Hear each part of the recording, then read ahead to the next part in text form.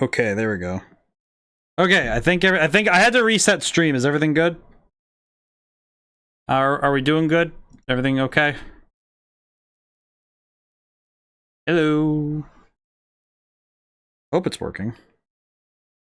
Really hope OBS is working for me. Alright, there we go. It says it's live, so hopefully it's working now. Alright. Whew, okay. Let me check something really quick.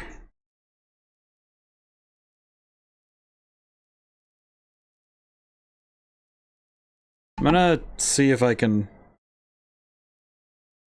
I'm wondering... No, cancel. Manager. Okay. I'm just making sure that everything's running as intended. Is everything good again? I'm probably gonna have to upload this as another one of those, oh, the stream got... Because I don't like leaving an hour... Because it's an hour of stream that that would be cut up, so I'll have to put both up later. Is everything working, though? Can everyone hear me fine? Everyone's good? I don't often have OBS. This one wasn't even really an OBS issue. This one's much more a... This one's more of a... This one was more of just a momentary lapse on the internet side. Which is not fantastic, but...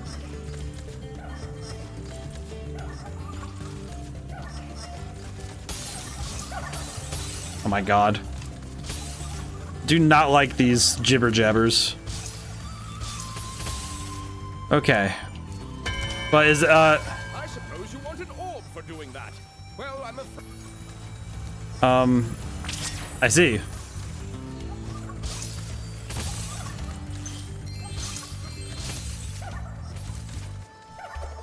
Oh, brother. Okay, nope. Okay, are we all good though? Is everything working out okay? I hope it's working okay now. Okay, well I need to go back anyway. I hope it's working now, because I would be very upset if it's deciding now is the day that we're gonna... Still having issues? Oh, brother. Okay, then in that... Well, it might... Okay, in that case, though, I do know that sometimes... Let me check it really quick.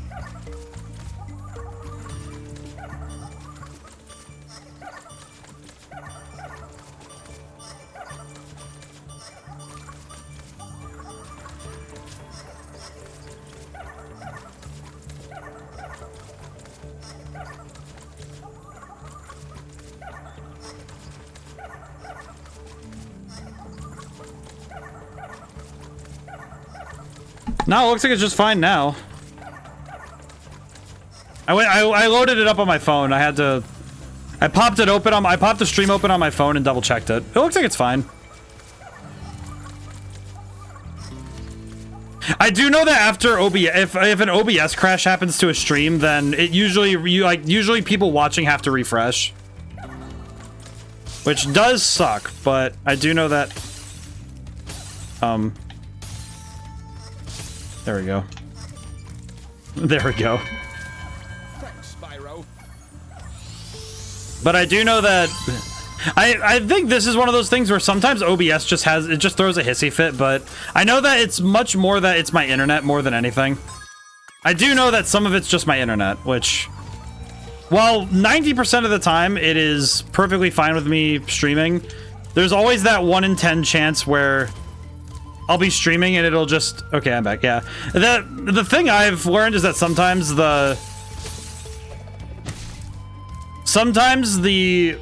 my internet just goes, which is frustrating because it's one of those things I have no power over, so it just doesn't matter.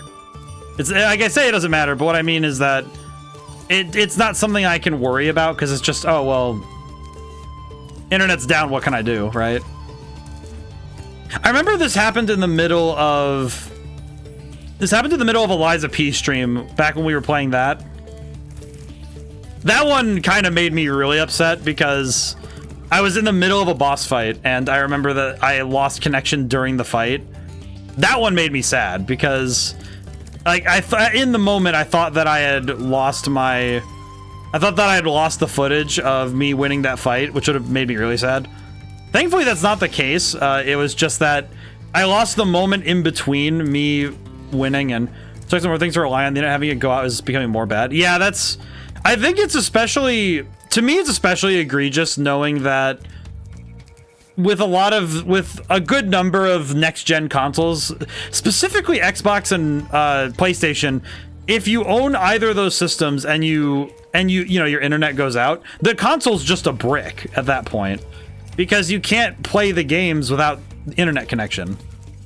Because both of them require a constant connection in order to use, which is just lovely, frankly. And it frustrates greatly that that's the case.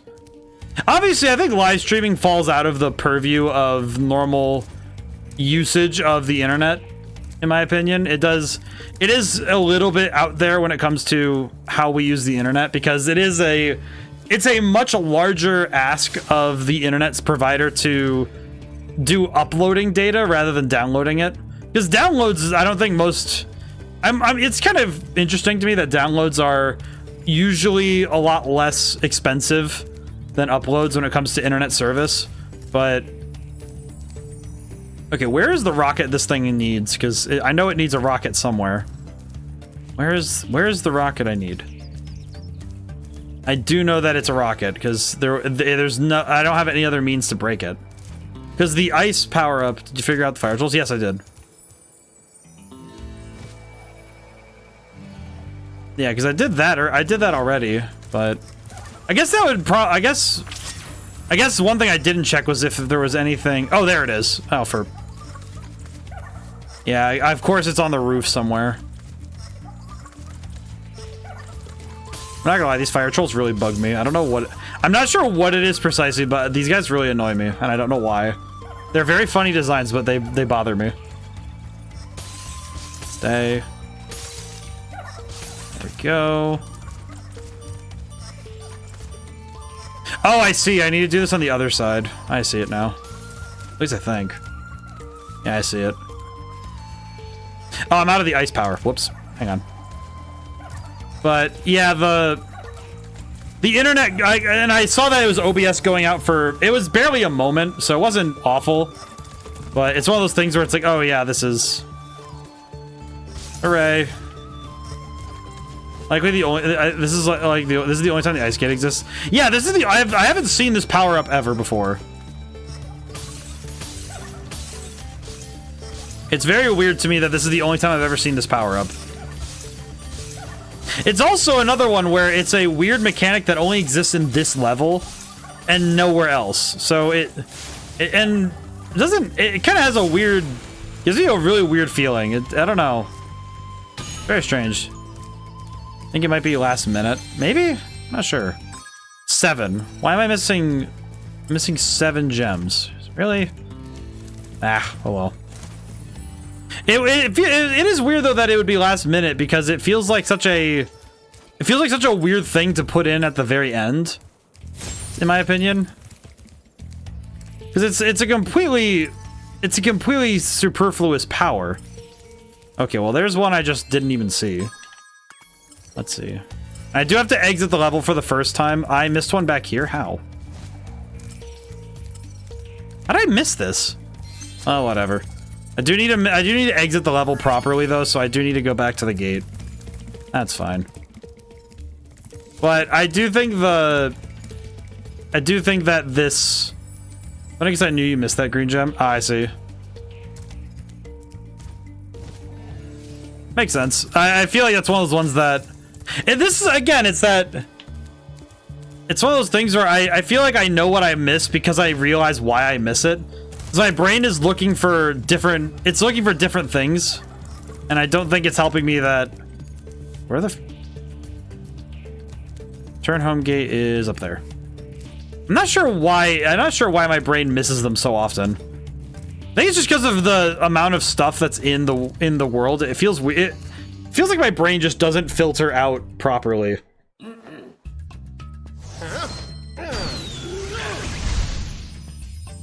Kind of like I bear witness. That's disgusting. But I feel like it might well be because the way that my brain processes the screen doesn't like seeing the green gems and green grass that are around the same brightness. So I just end up not even internalizing that I need to look for it. Then again, I'm also kind of cruising whenever I'm running through levels, so I do think that I definitely don't help myself by going at the speed I do. I definitely am not helping myself in that regard. Let's see. There's the Dragon Shores gate. I apparently need to go downward, which does not make sense, but... Oh, hi, Professor. Yeah, I'll deal with you later, honestly. Honestly, I'll deal with you later. Did we finish Robotica Farms? We did. Okay, cool. I see. Wait. Okay, and we're still missing a lot of stuff here. We're still missing a lot. But that's okay. You got one more level, one more flight. Yeah, that's what I surmised, but... Let's see, up I go. Oh, there we go. Yeah, I'll need to... I will need to remember that I need to upload the 2 parts together.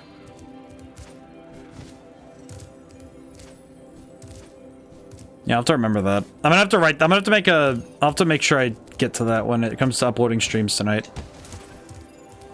Because I usually end up... Because what I usually do is right after stream, I go and upload VODs because I export it straight from Twitch and I do all that right after stream. It's my post-stream stuff.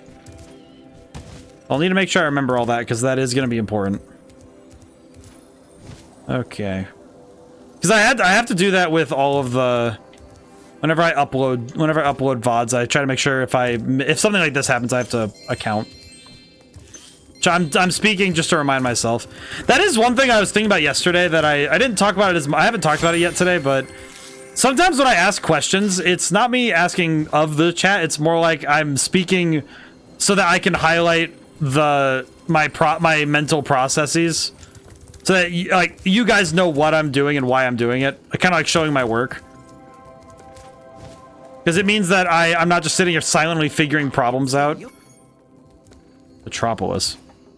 And it works out nicely that when I verbalize what I'm talking about, it also lets me talk through the problem and solve it while I'm talking.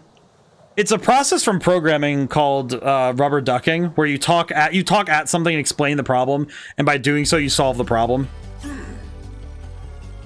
It's weird that we don't get...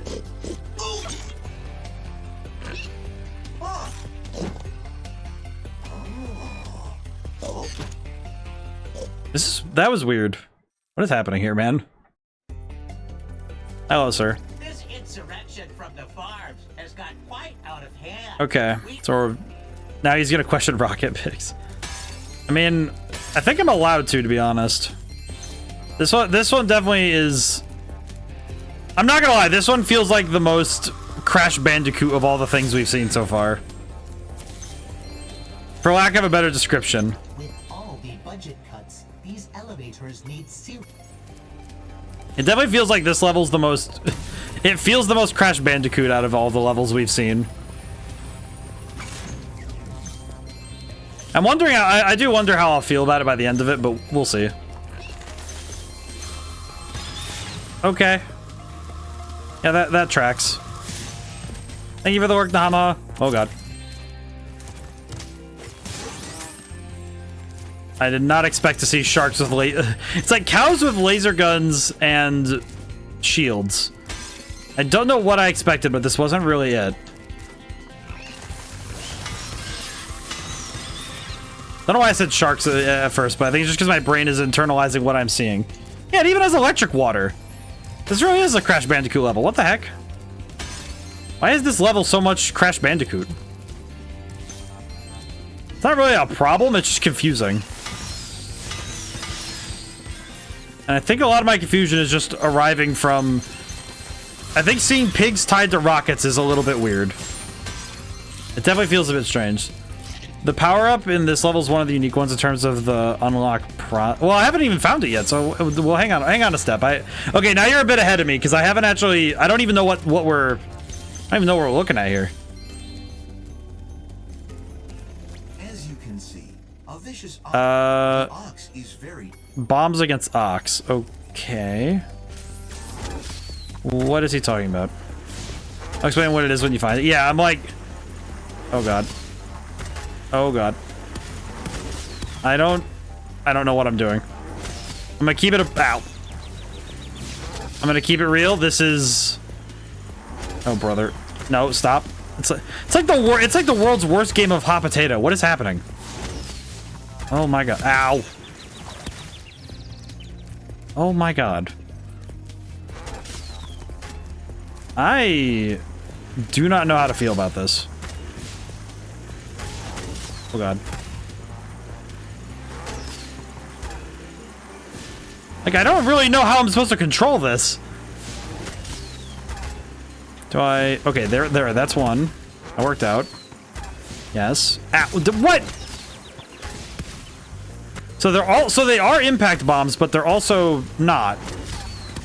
I guess? It's very hard to hit these in a straight line. Oh, brother.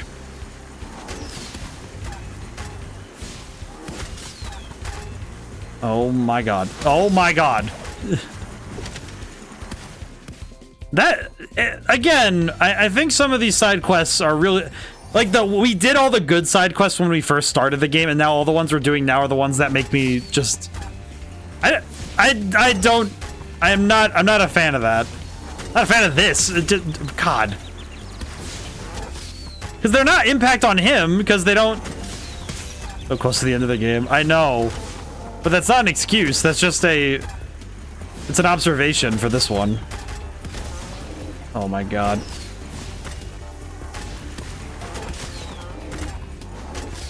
It's one of those things where ow. Oh, brother.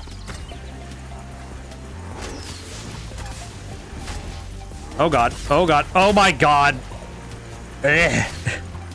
I really hope that this doesn't leave a bad... Like, I feel like this is gonna be bad because it's gonna leave a bad taste in my mouth when it comes to how I view this game, post-mortem.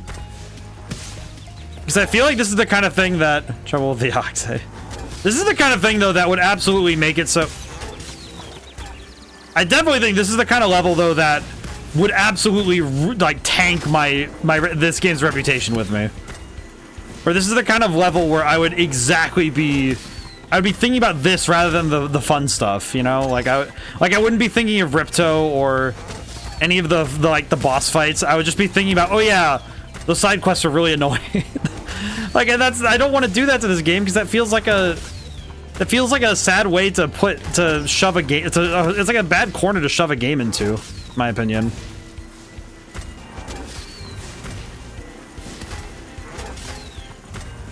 I definitely think that might be part of why... Sure. If you fire them directly at the accident on the ground, they'll immediately detonate against them. I think so, Gamria. It seems to be that's the case, but aiming these is a little difficult. Also, how's it going? It's been a bit. Oh, God. Kind of hard to find faults in this game in general. No, I can. I'm generally pretty positive about it. The game has faults. Oof. No, a game has faults. Every game has faults. It's just that I tend to give games more... I lean more on focusing on their strengths and then like pointing to the things that are wrong with them as, okay, here are the things that could have been shored up and improved on in order to avoid the problems that it's like that I find. And of course, sometimes the other things I find are problems. They're features, not bugs. Oh, brother. Because some of these problems, I say problems, but some of the things that I have difficulty with aren't the same thing that other people have difficulty with. But especially because I have to play these games first time pretty much every time. excellent. Because it's pretty often that whenever I'm playing games on stream, unless it's a game I specifically have played in the past, I usually am playing these games for the first time every time. Been alright, thanks. Yeah, my theory panned out, it appears. Oh, which theory? Do not... Yeah, the... Oh, yeah, the theory of the bombs. No, my brain was like, wait, yeah. But the... But whenever a game has issues, I don't like just slamming on them all the time, you know? It's not my favorite thing to do anyway. I'll figure out how to get that in a moment. I'm gonna see what else this level has to offer. More... Oh, wait, no, if I go down this elevator, then... Can I go back up the other elevator? I just realized, if I can go up the other elevator, then... That would mean that I can... Yeah, that was... But it's one of those things where with first impressions of any video game, it can be... Can I go back up? I can. Okay, good. So I can go up and down as I need. Okay, so I can go through the level... I can go through the level and then come back if I figure out how to open that thing. Okay. That works. I'll take that. But I also... Exploration to save, yeah. But I think the difficulty especially is because I'm not viewing these games through the lens of familiarity. It also means that I have the ability to be more critical of them. It's actually something I've noted when I played Sonic Adventures 1 and 2, that I made sure that I understood, hey, these are the things that are wrong with this game, and you should talk about them because they are important learning, and it's important to respect what is wrong with the game, as well as what they do well. Because I think it's really easy, especially with games I played as a kid, to just ignore problems that they had. Because it is easy to just say, oh yeah, this is my favorite game from when I was a kid, and whatever issues are with it, I can just blind myself to them. This game's definitely higher than... Well, here's the thing. I don't really rate on... In my brain, I don't like the 10 out of 10 rankings is good, but... It's funny because when I started streaming, I actually started doing it as a tier list thing. I think the tier list I do is actually kind of good for this sort of stuff, because it specifically works on the idea of judging a game on its merits, and then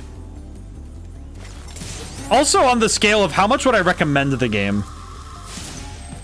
which I actually think is probably a part that helps a lot of games, because especially genre dependent, it can be pretty easy for me to go, oh yeah, this one is... What the heck is that? Not just this lady, but... Spyro, I heard you. So I got the orb. Water does look like it would give you energy. But I think most... Well, that's the thing. Most... I think the difficulty is that... At least in my mind, I think the difficulty is that a lot of video games are above average in my mind. I think most video games are above average, but I also think that the scale system has really warped people's brains, in my opinion. Oh god. Like the idea of... I think the idea of the 10 out of 10 scale has kind of been I don't want to say ruined, but it's definitely been warped in my mind, if that makes sense. Like that, because I find that it's very frustrating that 5 out of 10 is supposed to be average. Like, oh, it's still good, it's just average, right? And I feel like the very nature of like video game reviewing has turned it into enemy requirement is 2. That makes sense. There's not many enemies in this level anyway. There are not many levels, and there are not many enemies in this level, so I get that. But I do think that Excellent work. I think that the way that this game, that video games are judged in general, feels very unfair to the games. Those first jeeps and Because I feel like it's impossible to find it in the deactivated state near the rocket pigs. Oh yeah, I see. Yeah, that's a fair point. Interesting. But yeah, I do think that that video game reviewing in general is pretty unfair to the video game. Because I feel like, okay, if every game has to be 8 of 10 or higher to be considered decent, that feels like it's an unfair system then, because it means that every game has to be, because it kind of puts every game in this situation of it needs to be like, you know, blow your pants off exceptional. Because it means that there's no average. Because then if the average is 8, then technically every 8 is a 5 out of 10. Because if the average of ranking of every game is 7.5 or 8 or something, it's like, okay, well then that becomes the new average, and that should be a 5 out of 10, right? And maybe I'm just spitting malarkey, but my average is about 5. Well, that's the thing. It's like a 5 out of 10 should describe a perfectly a good but average experience.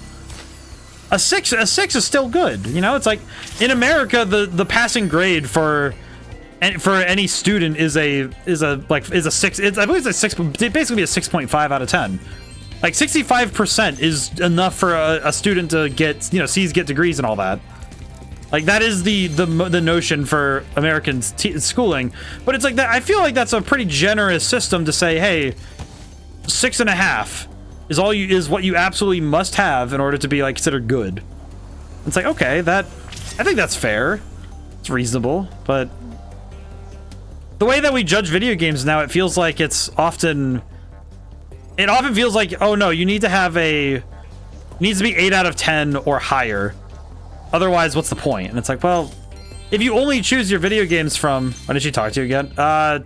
She did. I just kind of mashed through it. Just a little bit awkward, but it works.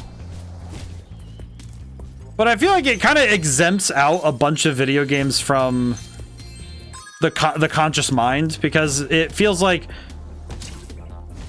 little bit like some games just get shoved into the darkness because they aren't exemplar. I don't know, man. There's so many video games that are good. Because there's a lot of video games I've played where it's like, oh yeah, this has issues. Like, bare and plain issues. And there are things about it that I sit there questioning and going, hey, why is it like this? Why does this do this? And it's not out of meanness. It's out of intrigue. You know, it's like, oh, well, because the best thing that I think especially indie devs can receive is a genuine critique of, hey, I thought this was really good and this could be improved for the next thing. You know, it's like, hey, shore up those menus or you know, work on those 3D graphics. You know, it's like, oh, you know, pieces of the game that could be said, hey, you should work on this because you see the merits in the project. Where's the door out of here? Why am I so lost? I don't know why my brain is just not internalizing where I need to go, because I know where I need to be. Okay, where's the freaking door out of here? There's also gems over there I missed, so I'm gonna go grab those. Where is that the door? No. So I know I need this to break the other thing. Let's see. I need this to break the door. Looking for an elevator. I guess that's why I'm not seeing it, but I keep forgetting where it is. Go this way. There's this elevator. Oh, I forgot. Yeah, that's my bad. Yeah, that one's my bad. I'll take that. You know what? I'll take that. That's my bad. I forgot that it was like a U shape to get here. I forgot. Now the question is, am I going to be able to get back up there in time? You know, I probably could if I flew. Oh, wait, no, it's right there. It's right. Alright, give me the stuff. Okay, how much am I missing? Okay. There's one more, right? Ah! Okay, no, we're good. Okay, where? Oh god, I'm missing sparks. Oops. Where's that little egg boy? You there. Billy Hatcher, give me... Let's see. Over this way. Over that way? Okay. Pig. The egg. The exceptional egg. But I try to hold myself to the idea that it's nice to respect, it's more fun to like things than it is to not like things. But at the same time, I do find it frustrating when the only thing I'm allowed to sing are a game's praises. Because granted, there are many things I can like about every single game I play. It's pretty much, because almost every single game I stream has things I like about it. It's a very scant few that actually earn my true ire. Like I said with this game, I think my issue with some gems you're missing at the last section. Yeah, seems to me like that last section is missing more. Everything good about the Spyro the soundtrack. That is something I think both Crash and Spyro did pretty well, was having fun soundtracks. I think that is a piece that I can really attest to. I think that is a good point. But I think that there are. I think that it's good though to respect. You know, there's a quote from Overly Sarcastic Productions I really like, is appreciate the nice and criticize the yikes. So I think that's a good one. You know, it's like, hey, you know, it's about understanding the whole of the project. I actually did that in my own retrospect of my own game. I looked at my own game and said, okay, here's what I think is really good about it, and here's what I think I could have done a lot better. I could have done better on. But it's because I learned in college that doing retrospectives is a necessary part of the process.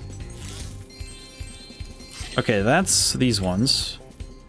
One down there somewhere.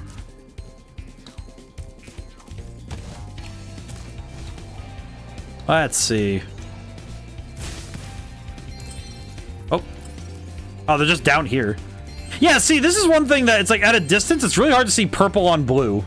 For me at least, I think that's really difficult for me to spot. Man, okay, I need to just exit the level and we're good. And it could be a skill issue on my behalf, but I do think the colors are a bit strange to me. I think explicitly it's the fact that the colors, that the brightness of the gems and the brightness of the floor are close enough where I sometimes just miss it. Okay, I don't know why that robot had to get hit by a car, but I understand. Okay, so let me think. Let me check also what we're missing. You're saying, yeah, for instance, Harvestella is flawed in many ways, but as a whole it's charming and I'd like for it to be iterated on. Yeah. Because it's like, because more often than not, I think it's very easy for praise to be blind and critiques to be like, I feel like whenever something gets critiqued, like holistically and genuinely, it can be very easy to take it. It's very easy to take that as plainly being, you know, just like scathing, you know, remarks and not really seeing the good and seeing like, okay, maybe I could look into improving here. I think they want the game to be bright and cartoon. They also take the source material and upgrade it. And I think they did a good job on that front, especially seeing footage of the original games. I think they did a fantastic job of it. And I definitely think that the art style works for the game. It's just that it's one of those things where every art style has its pros and cons, in my mind. And because every game's art style has things about it that can work against it, because there are other games I've played where the art style can work against the game.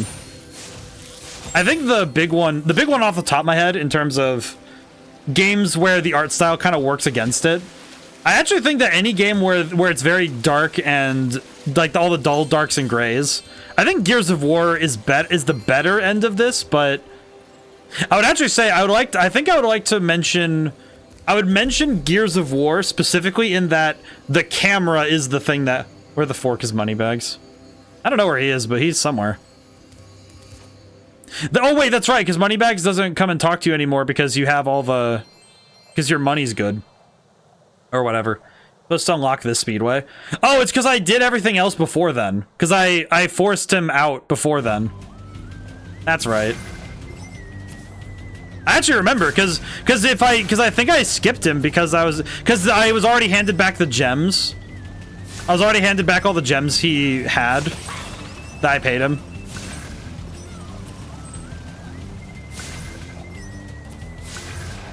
Oh god. Oh yeah, this feels like the Diddy Kong racing level, the one in the volcano. You know the one. Voltaire. Come here. Are you big nerds? I attack.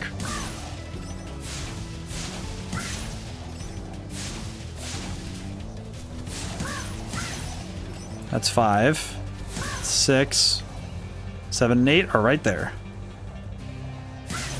Moneybags is supposed to unlock. Yeah, because I definitely recognize that he's supposed to unlock the speedway, but I actually find it very funny that because we already beat the game, he gives you back your gems, so we technically skipped it. Wow, first try. Holy crap. Nice. We can retry that. Borb time. Yeah, we can just go for Borb. But I think that there are other games where I definitely think the art style fights against it. GG on Mastering Canyon Speedway. I am actually very surprised we were able to do that first try. That feels very satisfying to be able to get it first go. Excuse me. Excuse me. Okay, where's the person I'm looking for? So I know I'm looking for somebody, and I have to look for a person in all this place. It's probably Hunter, but I don't know where he is. I'll have to look around. I think if I just scan around, I'll find him, but it'll be good. Yeah, it is Hunter. Yeah, I kind of guessed. It kind of felt like if anybody else who's going to be here, it's going to be Hunter. Makes sense. But I was thinking about other games where the art style has, you know, pros and cons. I actually think that the art style of realism, you know, like the notion that, oh yeah, we're going to make the game look super realistic. I think that because it is an art, at the end of the day, it is an art style to choose to do that. I think that the pros is that it lets you show the current limits of what computers can do, and that is really fun. But on the other hand, the uncanny valley, I think, is probably at its worst in games that are photoreal. I think that if you have anything that breaks the immersion, the illusion, it breaks the immersion, but the illusion as well. The realism is creepy. Yeah, and I think that it can be. And I think the big problem is that if you accidentally trigger the uncanny valley, then you can't reclaim that. And I think that's especially prevalent when your game has glitches, and the glitches break that immersion really easily. You know, thinking about games that do it really well, I think, like, I am definitely not the biggest fan of The Last of Us, either part, even though they are but I respect their craft. I actually like the GTA 5 graphics. They're really detailed, but not entirely realistic.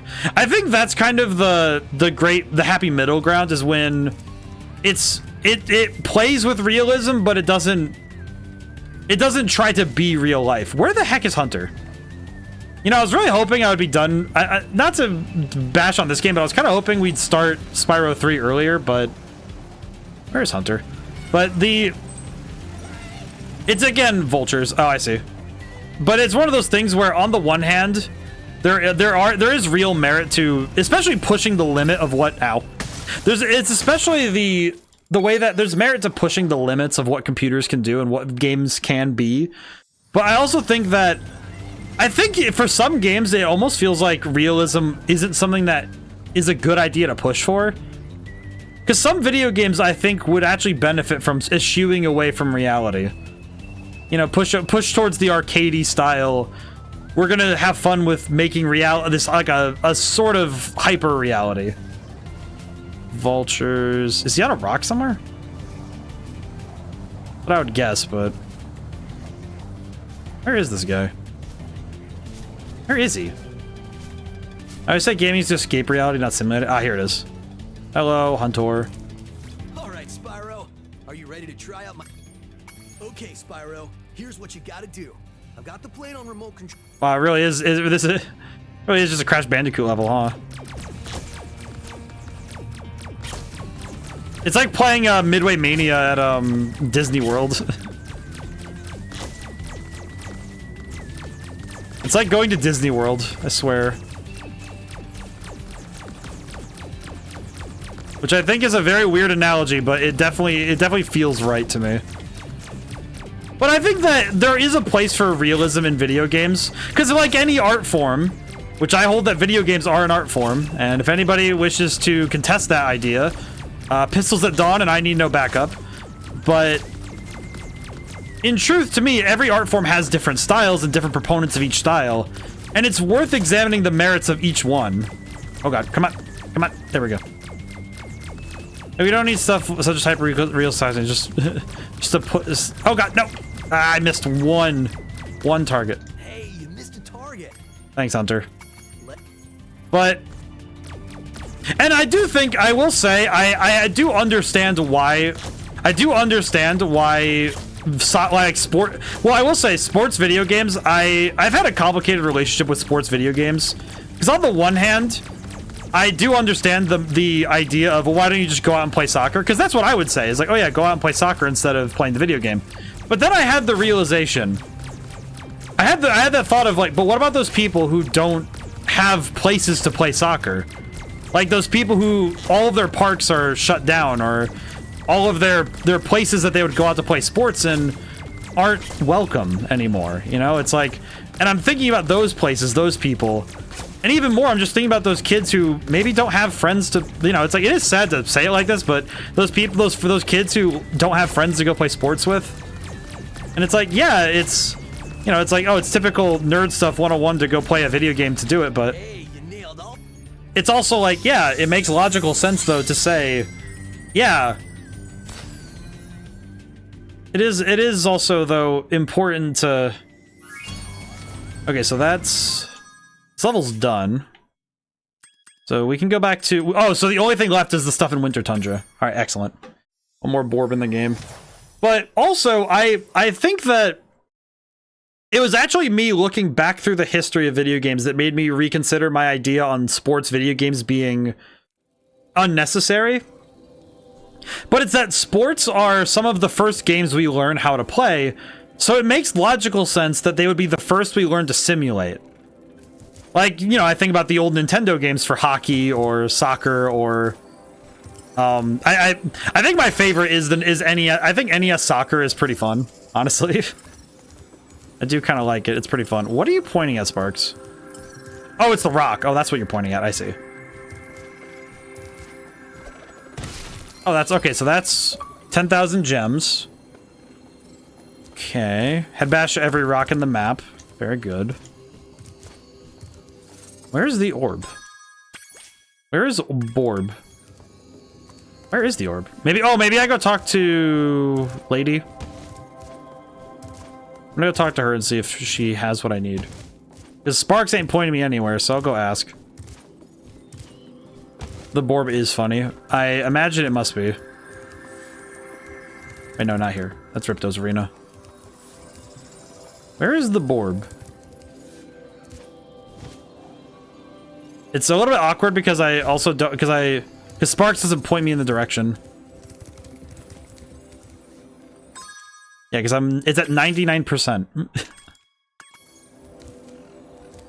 I have to go into Dragon Shores? Maybe. Above Canyon, yeah, Sparks won't point to orbs. Oh, I see. Well, now I have to go back. Oops. Ah, okay, go back.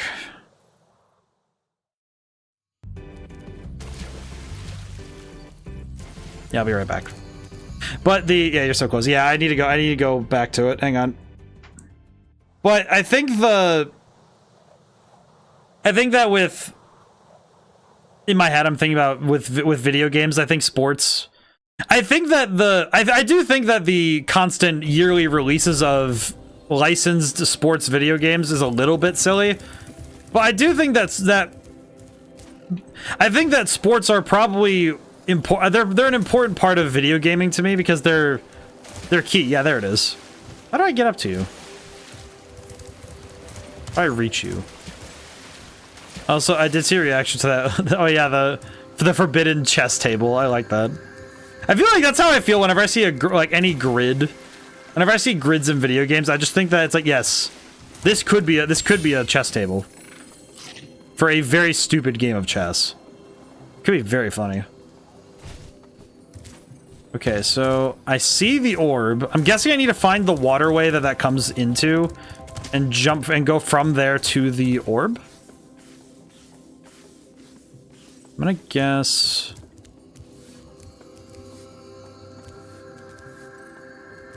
I'm guessing your assumption on water is correct. Yeah, so I'm guessing that I need to find Because my theory would be that I need to find a body of water that is above it in order to come down to it.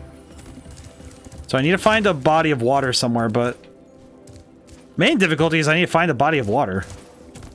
My current guess is that there must be a well or something, or a river or something.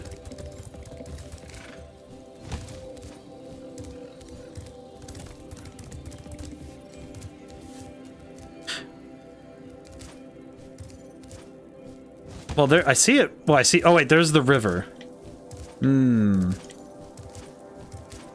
Okay.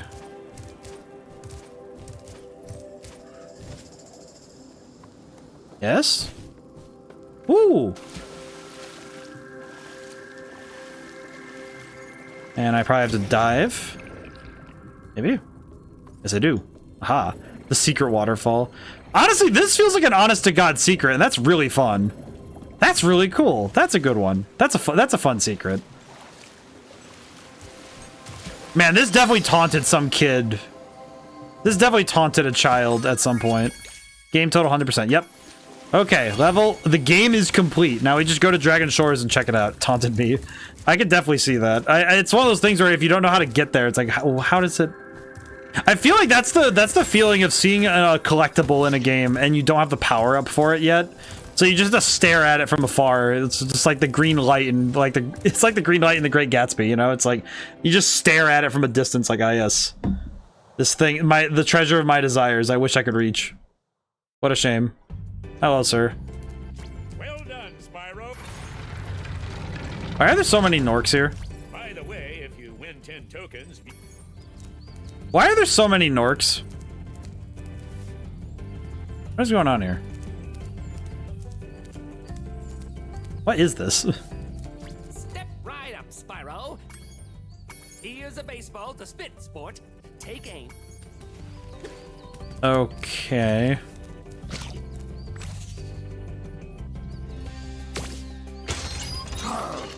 I see. Hey, that was pretty funny. I see. Why is this... Have another shot if... Why is this the method? This is a little fair to have fun in. I see. Pretty good. Just get to drop people in water. Please. Do I just get tokens for doing this constantly? Have another shot. I just get to do this constantly.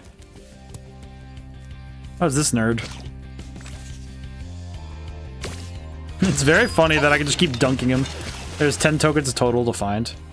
Wow, you rip. I see. So it's probably play 3 mini games. Have another shot. Play 3 mini games.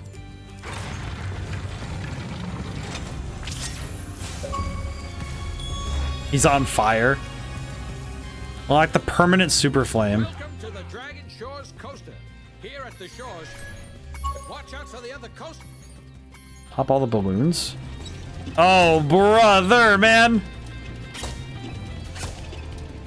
Oh my god, why are there babies on the track?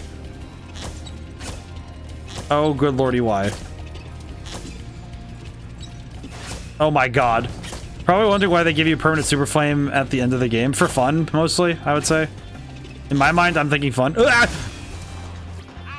Oh my god. Am I able to... You can't shoot on this one, I see.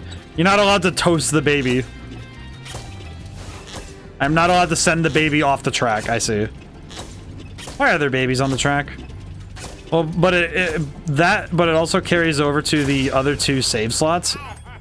Please don't toast baby. I won't, Echo. The game says I can't, and I won't. That's good. But that actually is kind of interesting. It's fascinating that they let you have the super flame as a permanent upgrade. Kind of cool though, because it's basically a soft version of New Game Plus. Oh my god. Oh god. Okay, I was not ready. Change how the game is played. Yeah, it does. Dragon, here's a... I will say, not gonna lie, it's interesting. All right, I'll flip this. Watch out for the other. I will say, if this was a real roller coaster, you know, strip away all the hazards and stuff, but just put down the original's like that too. It seems pointless to get at the end, but yeah. Well, it's nice because it means that on repeat plays you can have a little bit more fun with it, I guess. At least in my mind, that's what it would seem like to me. Oh god. I jumped preemptively because I was scared. Oh god. Really need to not do that though, because this is gonna be scary. Oh god. How do I... Can I change tracks? That's a nice feature, I think. If I had developed a New Game Plus before it was meta. Well, and I think that it's like a soft version of New Game Plus. It's not truly a New Game Plus. It's more like, oh yeah, it's New Game Plus, sort of. Okay, well, how do I change? Oh, there we go. I have to hold the stick in a certain way. I see. I understand the logic. Okay. You can change tracks with direction input. Yeah, that's what I wasn't really sure what I was doing wrong there. Oh, but I wasn't on the ground when I did that. Crap baskets. This is gonna be a long trip, I think. Okay, there we go. I had to really pull that one. Holy crap. Oh my god, why is there a loop?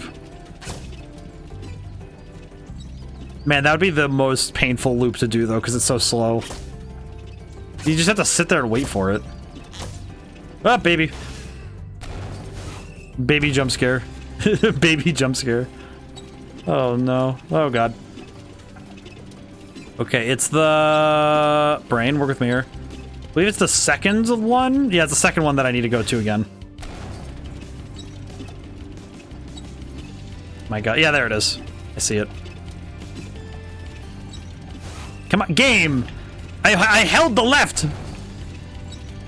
And it's like, it's there on purpose, I know it, because they know that you can't change direction if you're in the air.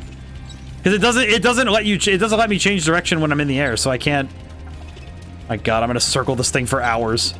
I just want to go to Spyro 3. But I don't want to leave without 100%ing this, because it feels like it's nice to do so. Okay, please. There we go. Holy crap. This should not have been that hard. My god. There we go. Balloons. Hey, not bad. Is that all? Please tell me it's only 2 levels for this one. There's one more run. You're on a roll. Oh god. Watch out for the other coasters. Oh god. Oh my god, it's like... So my reward for beating the game is getting to play the Trouble with the Trolley game again. Oh my god. Oh my god, I am gonna be having conniptions. I'm gonna have conniptions later. I'm gonna be thinking about the trolley. Why do I need this cannon? Okay. 12 out of 50. Oh my god. I'm gonna be in Spain without the S at this point, I swear. Whoa. Just let me destroy the other coasters, please. I don't want to have to worry about missing this. Okay. Go this way first. I already know that making some of these shots is gonna make my brain hurt. I can feel it. I can feel it in the very essence of my soul. Yeah, because I am... Oh, God! Ow. Oh, my God. This is definitely gonna be one of those things where I might have to just call it quits and just suck it up and just dip. So I'm not even sure what I gain from this in general, besides its bonus content, but it is fun to see, but... Especially as a game dev looking at this, it's very funny to look at the notion of having basically a post-credits, like, oh yeah, you've beaten the game, here's your reward is a theme park for 100%ing the game. Or having the devotion to go and find all the secrets, here's this. There's this crazy looking theme park that lets you play weird mini games. But at the same time, you don't have to do the tokens, they're not part of percent. Yeah, that's why I'm kind of thinking that kind of thinking that it might just behoove me just to dip when once I've at least seen everything, but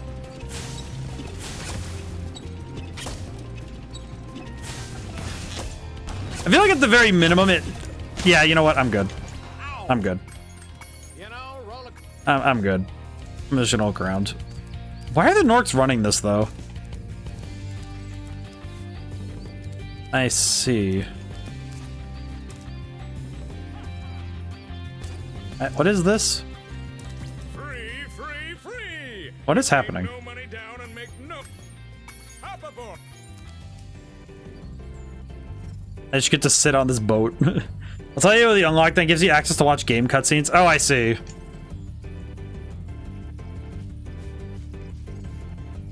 That's just weird. What the heck? What is happening? What am I looking at? This is weird.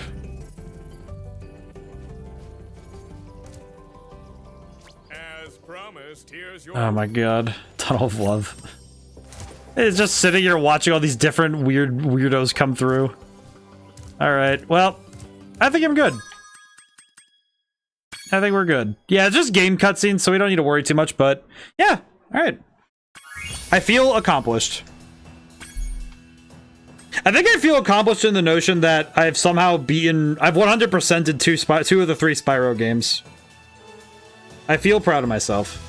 But you get the experience bonus. Yeah, it's like the thing I wanted out of that was to make sure I at least saw what it was, not necessarily that I needed to finish it too. Let's see. So I need to change our category. Spyro, Year of the Dragon. There we go. Category changed. Now into my favorite of the trilogy. I feel like the third of any trilogy is either extremely good, extremely controversial, or downright awful. And I'm pretty sure that this one fits into... It's probably taking what it learned from the first two. An evil plot unfolds. I see. But I am very curious to this because my knowledge of Spyro is very limited, so I don't know what we're getting into. I have no earthly idea what I'm looking at.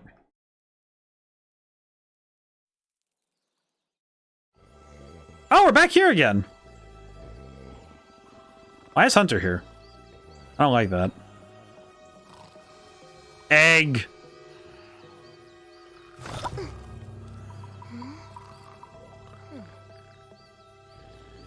I remember Stonehill.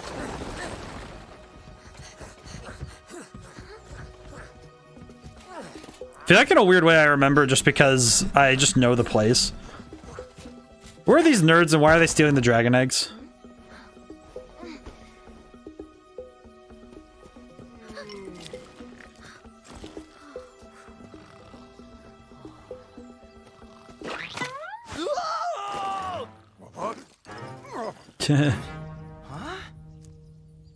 Get her!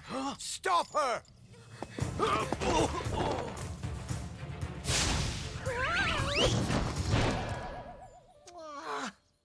Is that where the emote came from? The egg. Searing egg. Powerful villain emerges. They're rabbits. They're not powerful. At least I think so. Why did you steal eggs? We managed to capture the eggs, Your Highness. Every last one. Excellent. Maybe you will amount to something after all. Now go guard the tunnels. Stop anyone from coming through.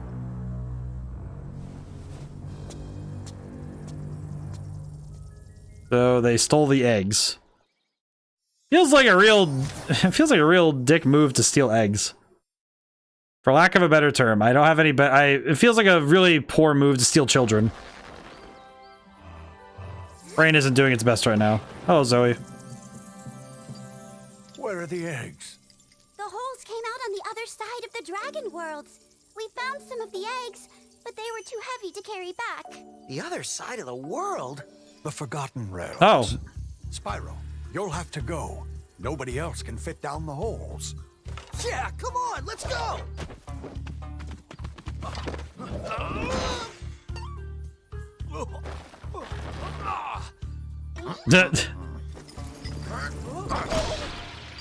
Find the eggs and bring them back, Spyro.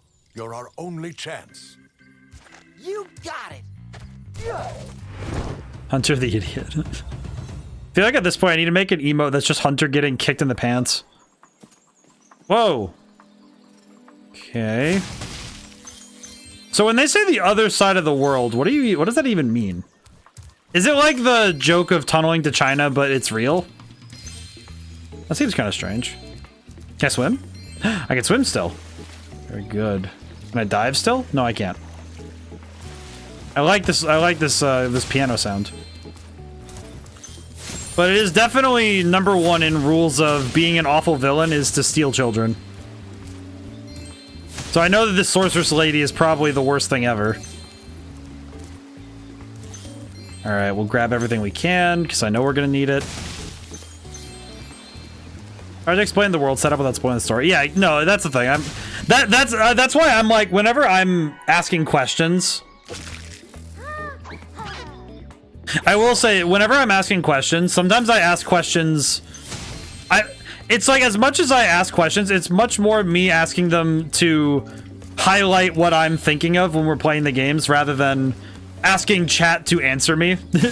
It's sort of like a rhetorical question in that respect, but. So, you're the one in charge of rescuing the eggs, huh?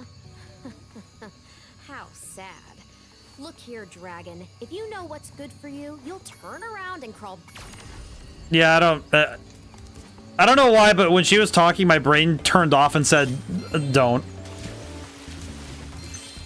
I'm guessing that's not an intended thing from her, but because I'm guessing that she's probably being coerced into such behaviors. But the heck, who the heck is this? Who is this? Spyro! My, how funny to see you here. Why, I haven't seen you since we defeated Ripto in Avalar. The sorceress has asked me to guard Sheila the kangaroo. I suppose if you had a 300 gems needed to free Sheila. Why do I need to pay you money for this? Feels exploitative. What is wrong with you, moneybags? It's not that hard to be not an awful person, but that's trafficking, man. It's a crime. Oh, Hunter. Yo, Spyro! I just found one of those portal thing in the jigs that. Sure, bud. I'll follow you around. Is it that jump? He looks like a Lego character jumping. EA Part 2. I saw something shiny in that cave over there. Let's go check. I appreciate that we're just. What did he just do? How did he do that? Also, why did we keep Hunter and not? Oh, I almost forgot. I found this egg. You know what I just realized? That kind of bothers me a little bit. Is that I remember Hunter because I don't like him. I don't remember the girl. I don't remember the fawn girl's name because I do like her. And I just realized that my brain is Laura. Man, it's not a great sign when I. This is a Thank you, ma'am. Yes, I do have to know what flight is.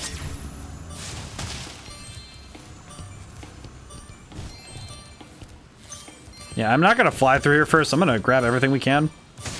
At this point, I might as well grab everything we can because it'll be a surprise tool that'll help us later. Especially when it comes to figuring out where everything is. Ah, we can already use sparks. I'm surprised we can already use sparks. The tour is back for not assuming you didn't play the last two, etc. Yeah. Well, and it's good because it's a refresher, because this, again, these games are being made with the idea that you're probably not playing them back to back to back like we are. Because when the games first came out, they were being made with the assumption that you haven't played since, you know, a year ago when you played them the first time, which makes logical sense. So, and a remaster is supposed to be faithful to the original, so it makes logical sense that we are. Sparks Finder is available in 3 out the gate. In the original, it's not the case. Yeah, it's quite interesting to be able to do that so early. I think I'm gonna try and get the gems and eggs in the first area as fast as we can, because I think it would be nice to have hub worlds done if I can help it. If I legitimately can't finish hub worlds, then we don't have to worry about it. But It's one of those things where if I can, I think it might help us out. Do you like the world design here? I think this one definitely is righting some of the wrongs that we saw earlier with... I think some of the things that I thought were kind of awkward about Spyro 2, I think this game kind of fixed it a little bit. I'm late for a dinner party at the Tiki Lodge, and the portal to my home just stopped. I see. Interesting. Do I have the... Oh, I do have the head bash already. Okay, cool. Very good. Bonk. I was like, oh wait, do I already have this? Interesting. That's a fat baby. All your unlocks already here. Can I just say that I appreciate that they had to make that dragon the fattest baby possible. I haven't mentioned it yet, but I do find it a little bit comedic that we save the dragons and they get vaporized on the spot and sent to God. Or wherever they get sent. But teleportation is probably not a painless... At the bottom of this lake. I would go get it, but... Oh wow, yeah, we could just go swimming. Whee! Why did someone throw an egg to the bottom of the river? This Lady Bianca has some things to answer, because I think throwing children into lakes is considered a bad thing. How do I pick this up? Hunter, how do I pick it up? Alright. The child does not want to move. Hatch underwater. Wonder why my Guinea's fur web is totally fine with being underwater in Aquaria Towers. Oh, I had to come at it from the other side. I see. He opens his mouth, starts drowning, gets teleported out. It's like, I feel like Hunter just comes up with excuses to make you go do things because he's lazy. He does kind of seem like the type to complain. Seems like the type to make you go up in the eggs and the trigger box is gonna be funny. It feels like, thinking about Hunter, I feel like he feels like the kind of guy who would complain about. It feels like he's the guy who tells you to go complain about his order. You know, like, oh, they got my order wrong, dude. Can you go tell them? Can you go get me like new food or something? It's like, dude, you ordered the sandwich. Go get a new one yourself, you little nerd. At least that's how I feel about Hunter, but it's funny that Alora just like immediately exited my brain because she was inoffensive. It's like the characters it feels weird that this game, it has like the opposite effect. That Subway for lunch was funny. I will say I like the Subway. Subway's pretty good. Why do these have egg numbers? Well, no matter. Hey, Sparks. Got a special task for Sparks. Meet me back here later, Zoe. Okay. Interesting that Sparks has a task, but whatever. Not too bad. Well, we can already afford to pay moneybags for all of... we can pay him $300 to get the lady back. So that's nice. At least we can get her out of the box. Yeah, I like the lighting here. This is nice. Is Hunter waiting for me to talk to him or something? I think I missed something with that. Oops. I'll go talk to him. Oh wait, no, oh wait, no, that's right. Wait, he's in two places at the same time, and they're not that hard to spot each other from. Eh, oh well. No, I did talk to him, that's right. We got the egg. Excuse me, moneybags? I'm getting paid a fortune to keep Sheila... Here you go.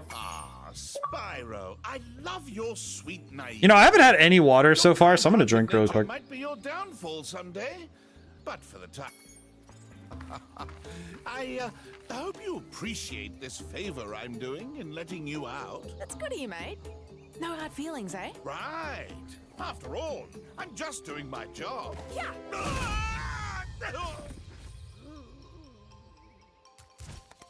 I reckon you be one of them dragons then. Yeah, name's Spyro. Never thought I'd see one. You dragons used to rule this entire world, you know? Then all of a sudden you left. Poof. Dragons used to live here? Didn't you know? They say it was over 1,000 years ago, I think. And they just left? Yeah, and the weird thing is, after they left, all the magic in the world just sort of went with them. I mean, they say this world used to have magic coming out of the wazoo. Flying ships, singing forests, wishing stones, you name it. But when the dragons left, it all just dried up. Is that why some of the portals don't work? Yeah, they're starting to fade out too, one by one. Well, I gotta get back home and do some damage control. Come visit anytime you like. I see. Man, that also opens. I hope Sheila explains the Forgotten Realms. It feels also weird that Forgotten Realms is the same name as the Dungeons and Dragons world, but that's a different question. But that does kind of open a lot of questions about the nature of the world that Spyro exists in. If only because, holy crap, what the heck? So if the presence of dragons precludes magic, then that would imply that would kind of just naturally imply that magic doesn't exist if dragons don't. Which also, I guess that would explain why the sorceress is kidnapping dragon children, because she probably wants to, if I had to guess, she probably wants to bring magic back to the world. Oh my, can you help us? Hordes of ferocious rhinox have... I don't like you. Oh good, I can headbutt him. Ah yes, very ferocious rhinos, I see. Pretty cool though. This area's architecture is really neat. I actually quite like this. The architect, I feel like this game already, the first 2 levels already have me a little bit more. I'm liking the level design so far. Definitely liking the way that. Hello, what are you doing? I don't. Why did this guy force me to talk to him? Hello. Oh, I'm gonna guess this gate opens. I was gonna get the developer fact. Remember in Spyro 1 how there are level fly-ins? This level also had the fly-in during development, but was scrapped. Ah, I see. Interesting that they would have it for this level specifically, but it kind of reminds me a little bit of. I'm thinking about like how Kid Icarus Uprising had similar loading ideas where you landed in an area like that. Man, if I can figure out how to play that on a stream, I would love to do that. Because it's pretty similar to Star Fox, which I already really like. Has some, and Kid Icarus Uprising is really good. Need to look into that. Might be something I need to look into for later. Hi, Spyro. Each time a fairy zaps you, like this, it means. All right, thank you, ma'am. I appreciate being reminded of the thing. Send the video of the flying after stream in Discord. Ah, I see. Very good. You know, I just realized some of these dragons are females. We've never seen a girl dragon before. How come some of these babies are... Intriguing. I'm very confused, but this is intriguing. Why does this door have a nipple? It's a very strange doorknob. These doorknobs in the center of the door really confuse me. I don't get it. Why would the doorknobs be moved to the center in just be... What is up with that? Very strange. It's like all the other architectural choices are kind of just cool and interesting to me, but... Yeah, and this one's also forcing sightlines, because it's... Because there's clearly things they really want your attention on. But then there's also things that they're showing that are, oh yeah, here's some fun little things you can see on screen at all times. Like the things that draw your eyes away from the center are, they kind of naturally lead you to new areas to explore. I'm just gonna look here, because all design is once again different, but it's a mix of the past two. That's what I'm getting from these, is that it definitely feels like this game did a lot more of trying to put together the last two rather than strictly... Because I think some sequels try to strictly do their own thing each time, whereas this one feels like they did a lot of work to... That is not a giant chicken. I'm sorry. That was the ugliest chicken I've ever seen. Well, that's nice. I see. Music is still also a jam, by the way. I appreciate the music. Oh, hey, look, the void. What's this? Cool. Hey, Spyro.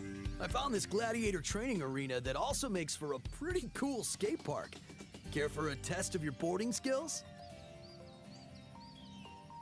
I don't like you, Hunter. Probably noticed the enemies are back to dropping gems. Yeah, I'm seeing it now. Why does this store have an ODaM 2024? Yeah. Why do you... I get... Well, no, you know what? This would have been... Spyro was late 90s, yeah? This would have been like peak Tony Hawk era, wouldn't it? Spyro Pro Skater. Yeah, this would have been peak Tony Hawk, wouldn't it? I bet you can't catch all 15. Skateboard? Oh my god, it actually is. Why? Why am I allowed to do this?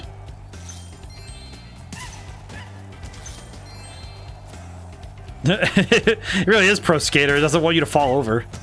This is 2000. Yeah, this would have been peak. Yeah, this is basically peak Tony Hawk then. I haven't done stream dropping. I think it was just a momentary internet lapse. So, because I lost the internet for like 30 seconds ish. So it seemed like stream just needed to drop for a moment. I just reset it and then it worked. It's working okay. I believe Tony Hawk 2 is... Well, I mean, like, just Tony Hawk in general. Like, that's what I mean, Neo. It's like Tony Hawk's reign of being really awesome at this sort of stuff. I gotta sneeze really quick. Hang on.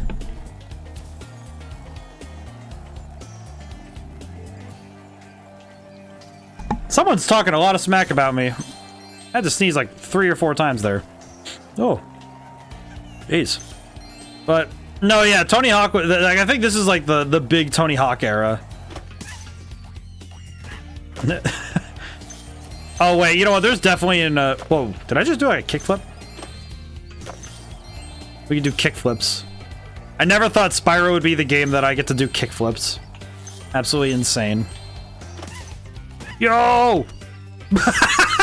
That was awesome. Just do the... Hit him with the 720 and just... Yeah, there we go. Yeah, hit him with that happy birthday. Up. Actually kind of awesome. That's actually kind of fun. I'm not gonna lie, that's actually just kind of fun. Look at this, just woo! Oh yeah, landed it. I don't even know how many that was. That was just a lot. Look at that. I do...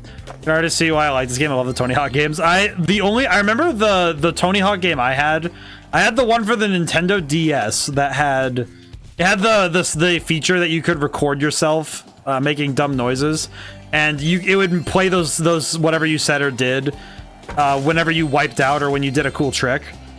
And I just remember that I made like a really loud fart noise into the microphone, and that was my thought of that's what plays when I wipe out. It was very stupid. I was very juvenile, and I was very happy to be juvenile because it was funny. It was very funny.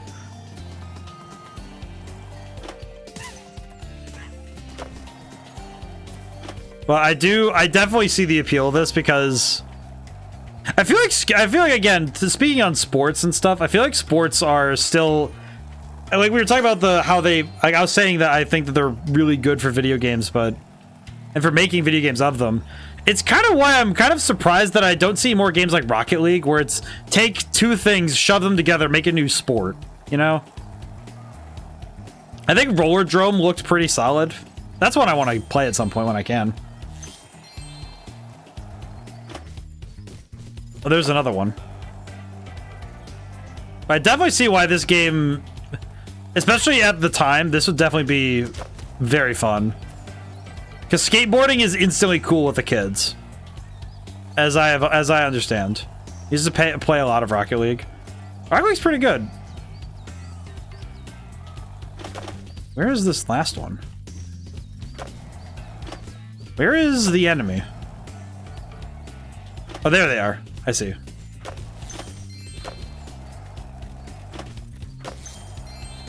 Oh God! It got pissed at the Smurfs though. Oh, like the people who like they really like to run. They really like to run the league in a way. Okay, that's one. Where they go back to being low level so they can get to dunk on people who don't know what's going on. Yeah, I'm not into that. Nerd. Hey, that was great. It's just a lizard named Emily. Just okay. All right. Oh my god, there's so much stuff you can do. Why? All right. If you can catch all the lizards. Oh god. Get 'em, Spot. Oh god, why is this?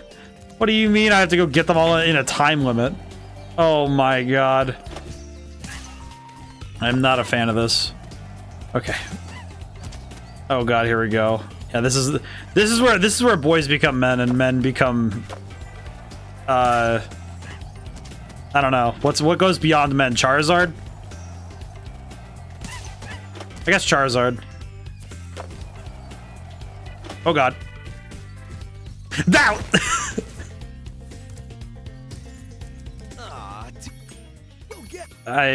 Hunter, why aren't you helping? It wouldn't be that hard, man. It would not be that hard for you to help me.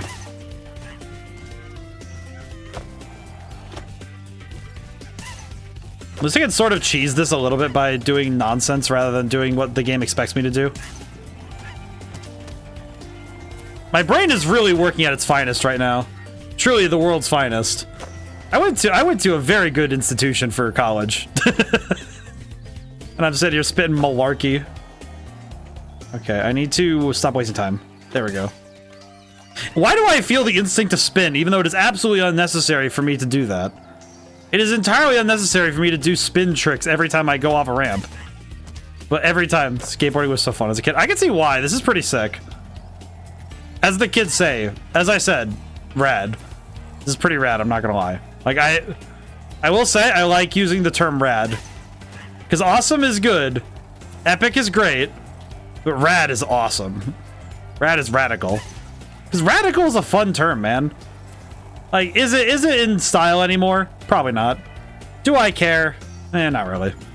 Then again, I'm not in style. I haven't been in style since... I've been in style since I was... Actually, when was the last time I was ever in style? I still say the term in vogue when I say stuff that's like in style, so I don't know. I guess I'm not really particularly able to say anything about current fashion trends in regards to linguistics or... Oh, that's a gotcha moment. They added the little jumps you have to do. I see. Clever girl. I see that. That's a clever trick. They added those as a little gotcha. Because that wasn't there earlier. Interesting that they... Again, I find it confusing that these games include quarter eater moments when you don't need those for console releases. Because normally quarter eater moments are you know, relegated to, you know, arcades. So it is a little bit bizarre when I see a quarter eater moment in a game like this. Oh, that was sweet. And look. But then again, it is like, again, at this point, level doesn't change. But I had to jump there. Hang on. Am I able to just go over that? Hang on. Well, I have no lives. No, I have 7. Let's see. I'm missing something over there. Grab the skateboard. Oh, there it is. It's a gym.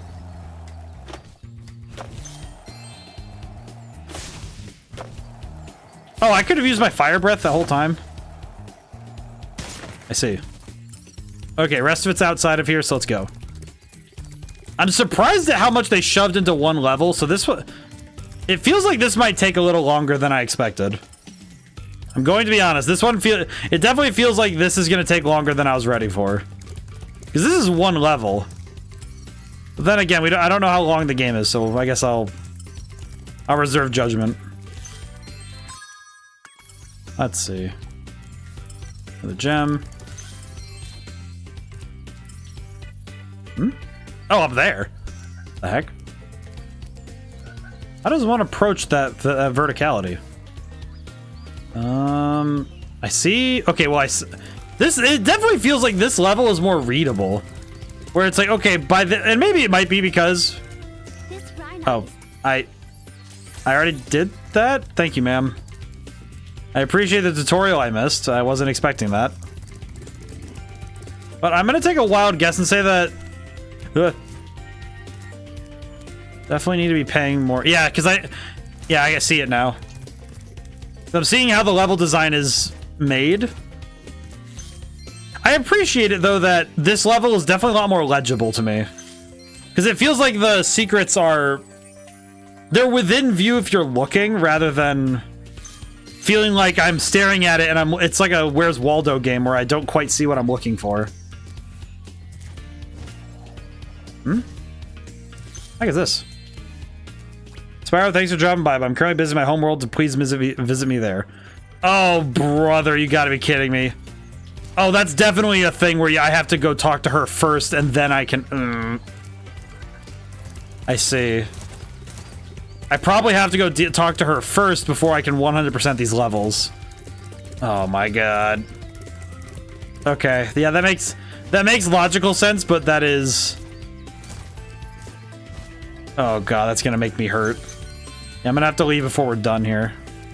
Yeah, that's fine. You know what? I'm gonna... that's fine. We're gonna have to make a pass through the levels a second time anyway, so I'll just dip. Look, a chicken. Okay. These guys are obsessed with chickens. But I think more specifically, it's that I can tell where pathways are and where they aren't. And that's pretty helpful. Like, the ability to take in a site and be able to understand what the game is asking of me. That is important. Wee, to Mickey chickens. I think my name goes very well with a lot of terms. All right, let me go talk to Sheila. I'll go do this next. Interesting that the portals aren't working because of dragons being absent.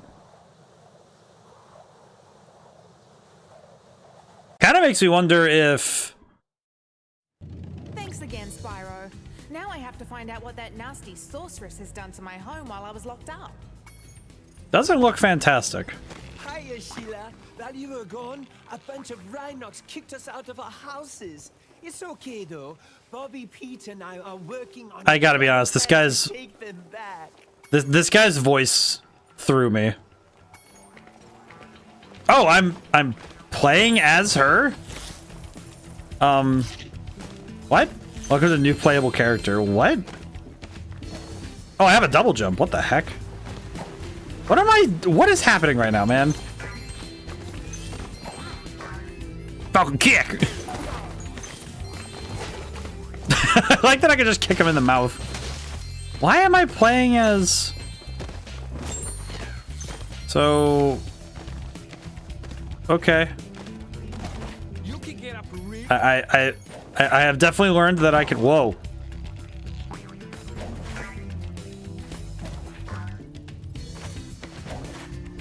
Wait, what was that again? It was just Spyro, eh? You can get up really steep cliffs like this one with...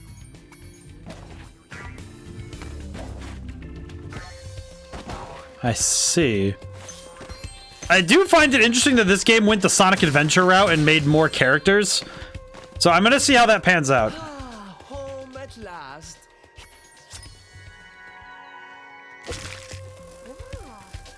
She was born with a bow on her head? But it's interesting to me because this is again one of those things that whenever I see one game get praised for one thing and another game like abrided for the same idea, I always find it fascinating because this game, it's interesting seeing this game having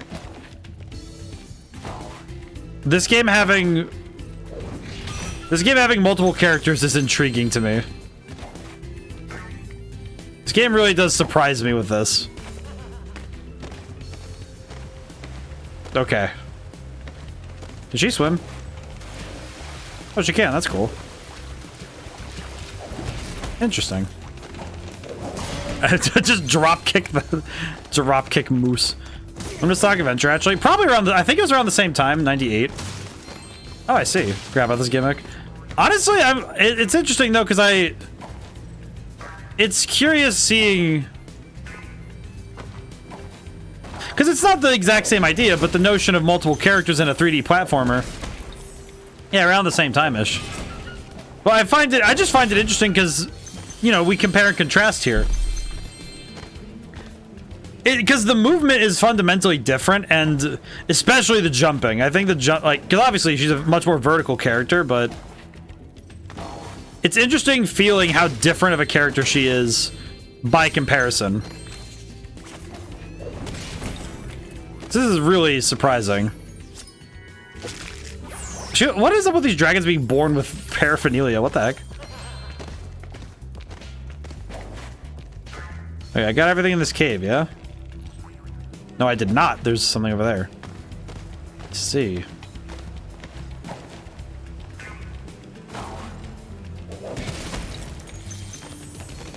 Easy peasy. She feels so good to play. Honestly, she feels fine. I think it's like... It definitely... Like, it's one of those things where I definitely think she plays pretty well. It is an interesting departure, given that the last two games, it was pretty exclusively just Spyro and vehicles, rather than having different characters entirely, but honestly, she plays pretty good. I think she's nice.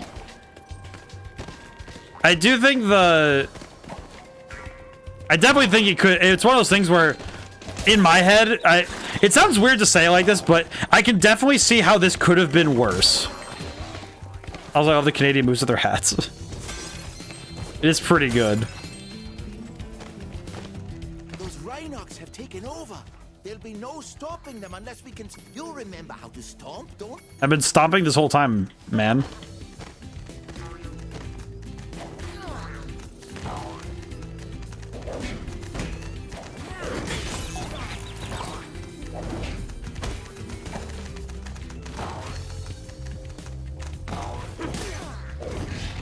Holy crap. I was not expecting to be able to do that.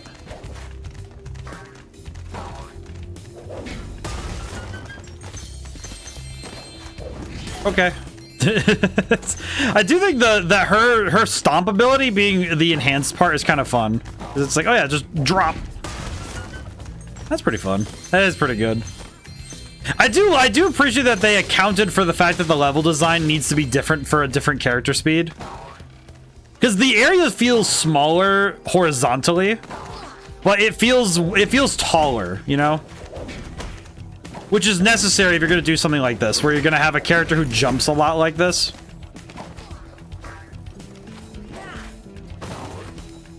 Because this is definitely the kind of thing that would be very easy to screw up. It's actually something that I know feels the same length. Well, what I mean is, like, the areas you walk around don't feel as... At least in some cases, doesn't feel as wide. It feels like they accounted for her verticality by giving her more... Because the level feels more vertical because there's more things placed higher up. I think it looks more the same in this area because there's this wide area, but just look at those though, because they were able to mess with the heights of things a little bit. At least from what I can see.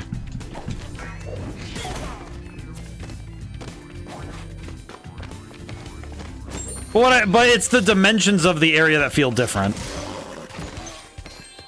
And it's not like a huge difference, mind you. It's not like massive differences, but it's the proportions that feel just different enough where I can tell.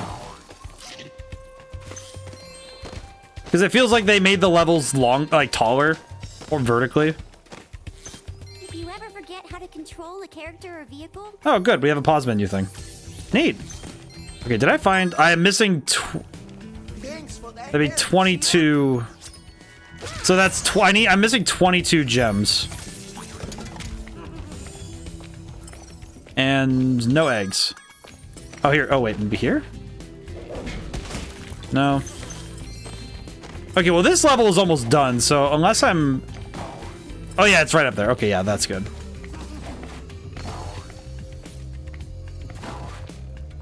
Yeah, this actually feels very fantastic to play around in. But I was saying earlier that it's not that the levels are... It's not about the level length, like like how long it takes to play a level, but what I mean is the proportions of the areas, like how wide, tall, and deep the levels are. That's what I mean more so. Is that the the proportions at which the level is built to is different. I do appreciate, though, that they actually give you enough time to play as the character, though. As shield, destroy all headbash treasure chest. Well, that was easy. Alright, out we go. I do like that she just gets pulled through the portal. Just like, alright, yep. I will go through. I have exited the portal. It definitely feels easy to 100% those, though. I did 100% it, right? Oh. What is this lady?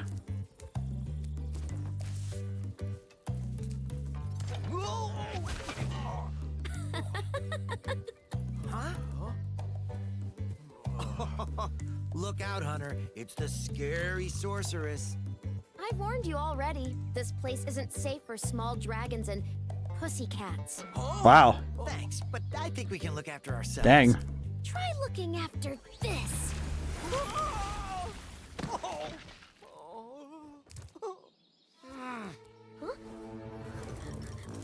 It just toast her. Come back when you finish witch school, okay? Say, is it just me, or is she kind of cute when she's angry? Hunter, you can't flirt. You're not allowed. Did I actually 100% that level? I did. Huh. Pretty good. Okay, so now we only have a little bit left in Sunny Villa, but we should go do the other levels first. I don't really feel the need to go and 100% things right now. We could go, I guess it depends. We could go through and try and 100% levels as we can. But I don't know if it'll be necessary. I think we can leave it alone. It's one of those things where I don't know if we need to. Especially with how we're doing. Oh, that baseline is great. Yeah, that's some good stuff right there. Yeah, that's a baseline right there. That's bassy. I like that.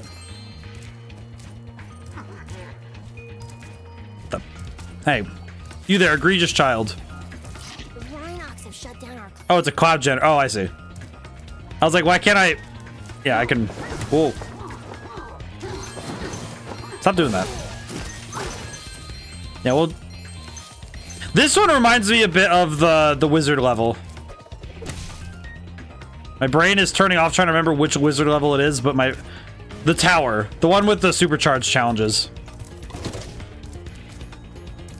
Brain is really cooking right now trying to remember, but Wizard Peak. Yes, Wizard Peak, my god. If my wings were... Okay, yes, thank you. I appreciate the gliding tutorial that I already would have had. Why do they have Zeus? But I think it kind of reminds me, this music reminds me a little bit of Wizard Peak, and I like that. The positive association really is working for the game. You see, this game is actually your favorite? I'm curious to see how I feel about it by the end.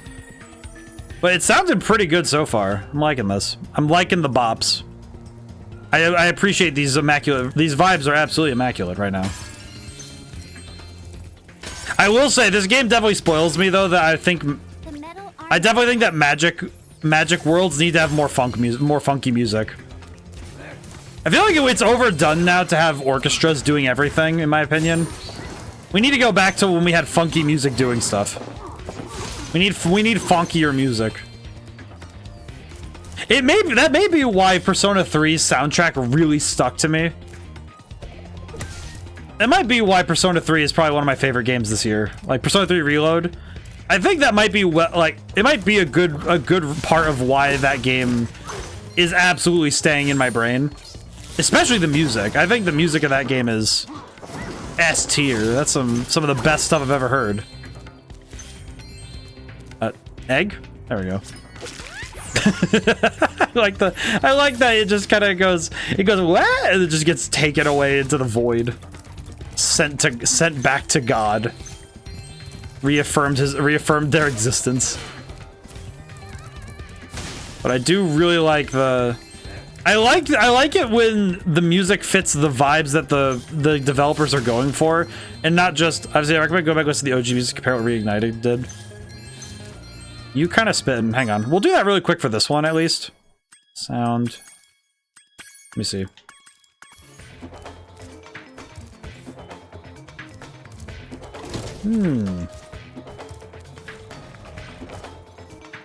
Oh, money bags. Well, well, if it isn't my favorite dragon. Oh, yes. Oh, there you go. Have fun with that.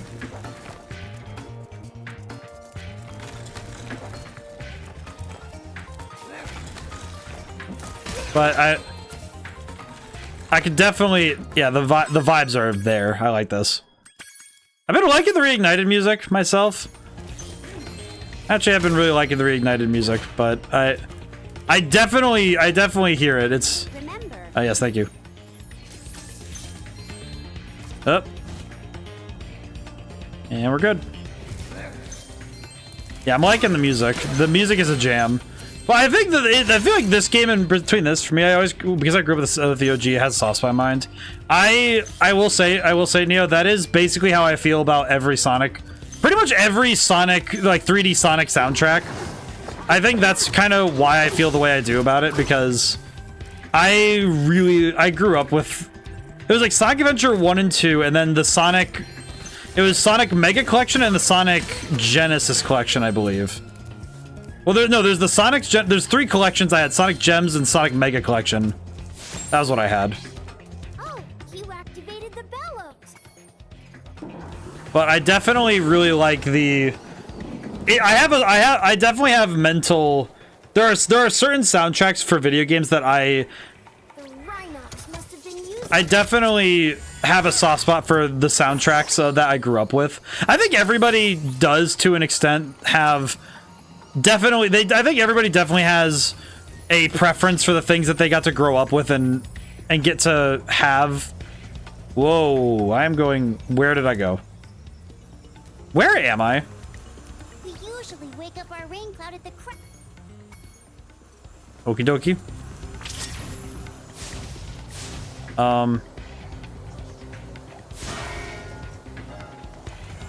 I see. I could just do this.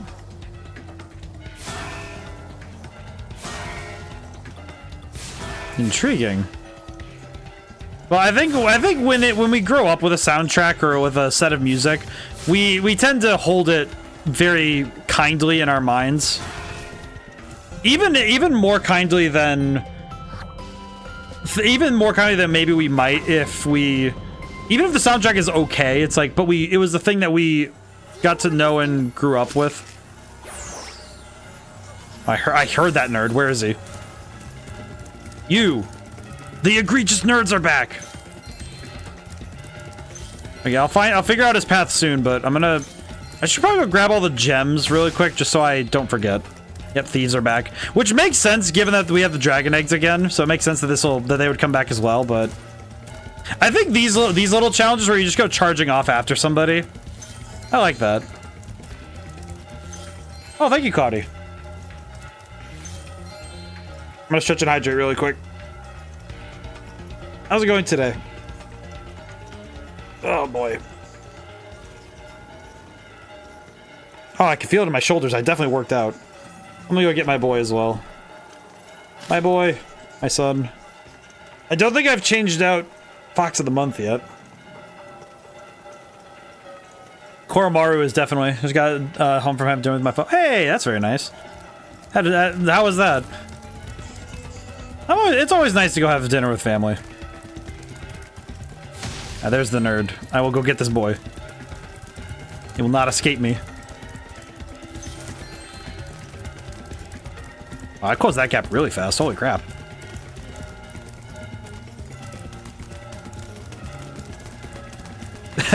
Got him. Brian! You can tell this game is a mix of Spyro 1 exploration with Spyro 2 quests. Yeah, that's what I'm feeling from it. Just quite good. Definitely liking that it's they clearly understood what they needed to do to mix the two. It was good. The place that my fiance works is a bonus for getting to see them. Oh, excellent. Very good. Sounds. My brain is like, I trust that it's good food, but I'm also like, I don't know. Do people work at places where they don't like the food too much, or I feel like I would definitely work at places where I would want to eat there. I worked at an ice cream place when I was in high school. Let's see. So I need to get up there somehow. Maybe it's this way. You know what? Oh, it is that way. I see. Okay, but let me go check the Urple really quick to be safe. That baseline. Baseline's really good. Hello. Our sun has gone out. We can make a new one with our lava fusion cauldron and 3. Step on the switch to get a fresh.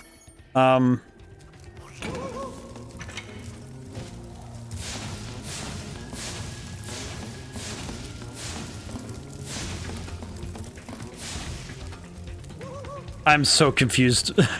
It looks like those emojis with the where they have the really just like the weird. It's just weird. They look like living emojis. I do not know how to feel about that. That is confusing. Confusion half made his masterpiece once again. I saw that. Don't ignore it. You're gonna forget later. Just go grab it. I definitely think I'm being a little bit... I might be being a bit too thorough with level exploration right now, but... I think I'll appreciate it later when... it's nice for me to... It'll be easier for me to come back through it when I'm done. Let's get all the shinies. Yeah, I feel like... I think especially because we have sparks and all of our upgrades, it feels like I can afford to slow down and go 100% the game as we go. At least I think so. It definitely feels like I can be a little bit more methodical about my exploration in this game. Because the second game, I was only unlocking upgrades one at a time, which meant that that backtracking was absolutely necessary. Especially to keep things 100%.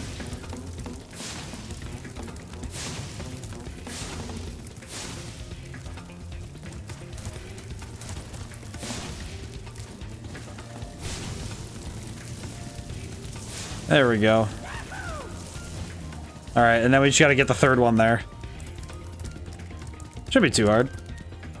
This level definitely feels like I can afford it for once to be like going slow. I think it's also probably good that I take this game a little bit slower just because it will behoove me to do so, I think. Oop. And one more. There we go. Ah, yes, we have combined them into the Super Chad. Cool. Demaki's the best shiny. Perhaps.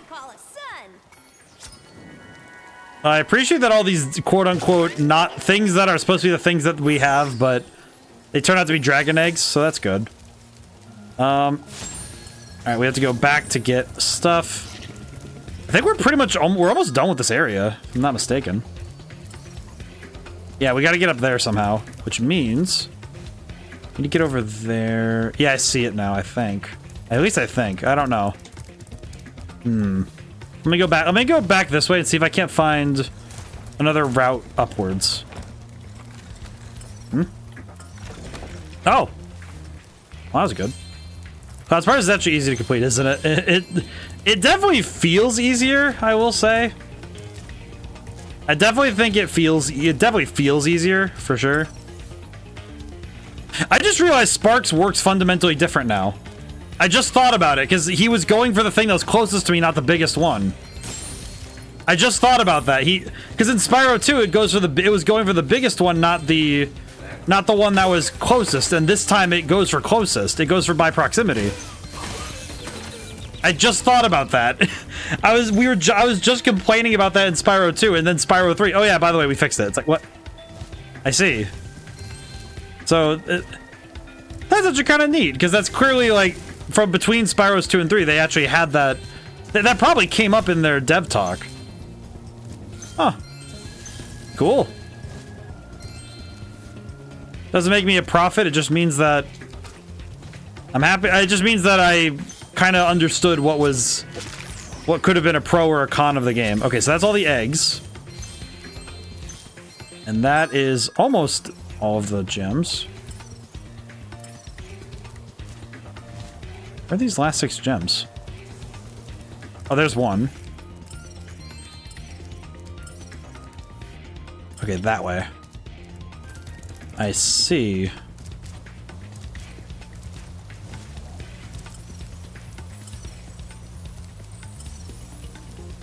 I think it's just that way on the level. I think I see where I need to go, maybe.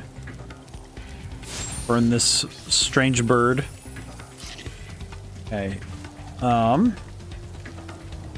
don't think I see where I need to go. Ah, there it is. I see it. Now I see it. Now I understand. Okay, so that's the level 100% done. We actually were able to. Holy crap.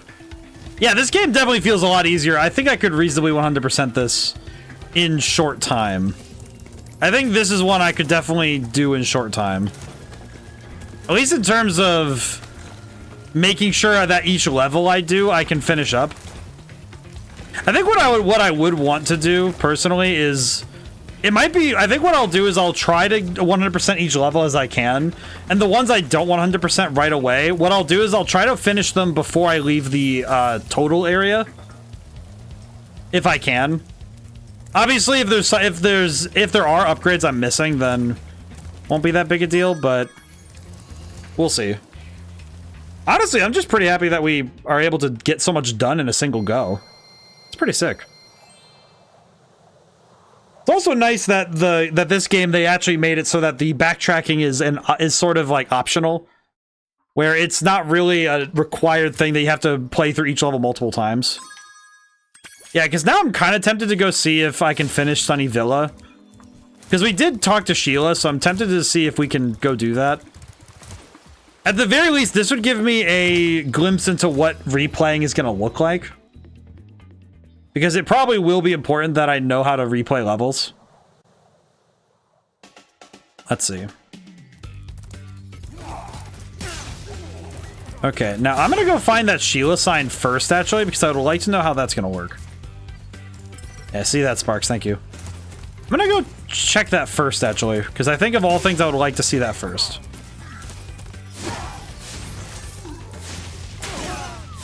Excuse me, lads.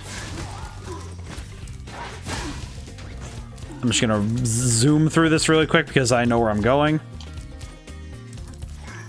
I don't think this level's too bad to complete, but I definitely see that without Sheila around, it's pretty much impossible because you need her around to do so. Yeah, because we need her to do this. Hey, Spyro. There are Rhinox everywhere. Whoop. Alas, I have lost my love. She's being gone. Okay. Interesting. Oh god. Yeah, so I was correct so it might be, so what it probably is going to be is that if I can help it, doing these levels might be good to do first then. Oh my god, I missed that. That's one gem I would have missed. I'm not allowing it. It's one gem. I'm not gonna lose that. I do like the kangaroo lady. She's pretty fun to play as. I think she's pretty fun just because the verticality of her movement is very fun to experiment with.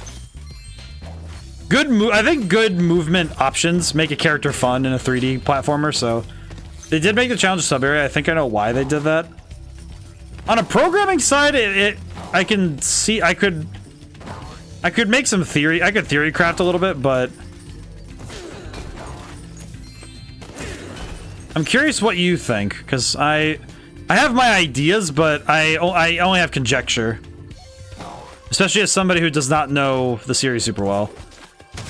It at least makes sense to me that the sub areas would be programmed a little differently, but yeah, these levels are built more vertically, and I like that. Probably put ease on the PS1 resources. That makes sense. Because they would have to load in a different area and also switch control of the character over.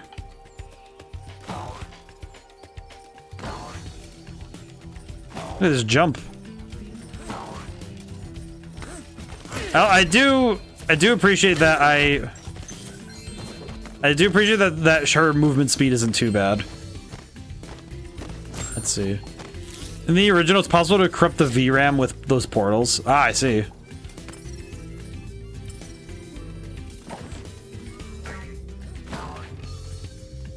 Oh, there it is. I can go up here. Let's see.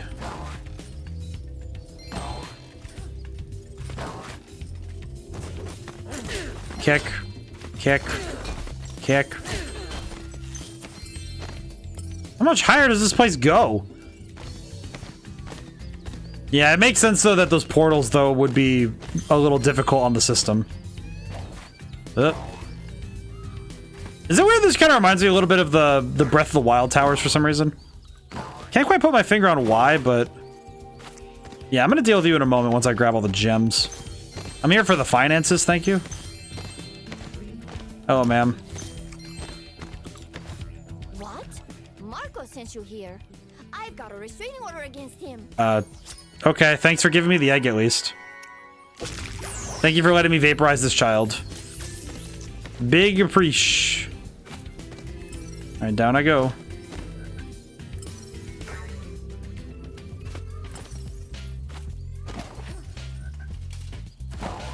Heard that. Sounds like an enemy I have not attacked yet. Where is this enemy and how do I reach them? I just realized, please tell me there wasn't an enemy I missed somewhere on the way up the tower. Yeah, I probably did. Oh, brother.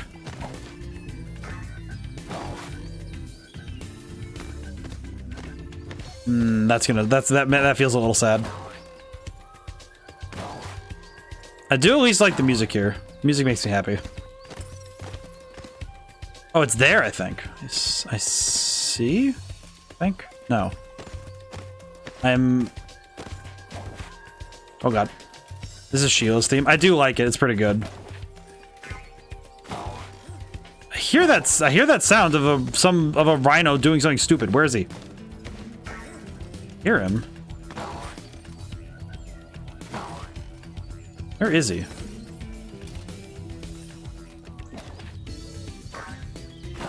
He is up here, I see. There are you, rat. Give me those gems. Excellent. Aha! There was something here.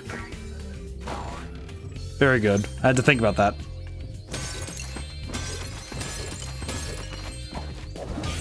Okay. How are we doing? 379 out of 420. Or 400. My brain can't read. Not anymore, at least. Up. Up and up. Ow! No. Let me exit this reality. I think Shield's theme is like, it's simple, but it works. The sub area. Well, no, that's the thing. He was pointing up. That's why I was kind of like, yeah, because there's. No, there it is. No, there it is. I was correct. Silence frog.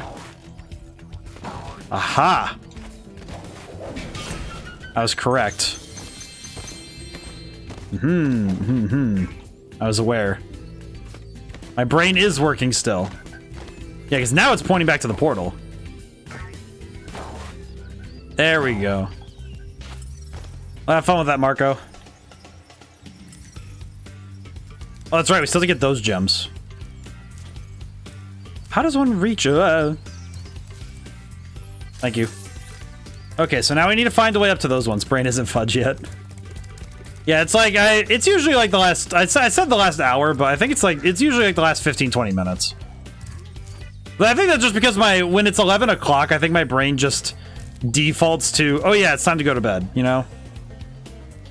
It is EP time at 11 p.m. Oh, hydration. Thank you. Oh boy. Oh man. I will say, neck and shoulders have definitely needed the stretching lately. I had to do yard work this week. I had to move mulch and stuff. That was nice, but man, it does put a crick in the neck after a little bit. egg. Just gets deleted. Alright, and that is 100% Sunny Villa. We can go back to Sunrise Spring. Very cool. Very awesome. A stretch. I'm gonna stretch while we travel so I can let my arms settle back out. Ugh. Whew. And we're only missing a little bit in this area. We are definitely cooking already. Holy crap. Wait, how much of this game have we done? 11%. That feels weird. I don't know why that feels weird. The fact that it's already 11% feels odd. Like that feels like that 11% isn't a lot. I disagree. Because 11% within the first hour of gameplay is, to me, that's a fair percent. That's 10%. That's, you know, that's over 10% of the entire 100%ing experience, which tells me that's a, like, I don't know. To me, that feels like a fair bit to acquire at this point. Hello. At last, my portal is working. Well, that's the thing that tells me though is that 100%ing like through one hub and 3 levels is the equivalent to roughly 10% of the game. So that's curious. I'm curious to what that'll pan out to be. I'm gonna send my boy back for now. The music's pretty bopping though. Hello. Rhinox are running rampant around here, but I can't get anyone out of the Tiki Lodge long enough. Part of the Molten Crater music is using my channel trailer. Pretty good.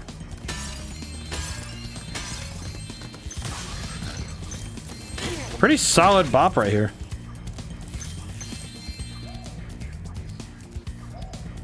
Yeah, that's a bop right there. My god, man. Why this music is banging?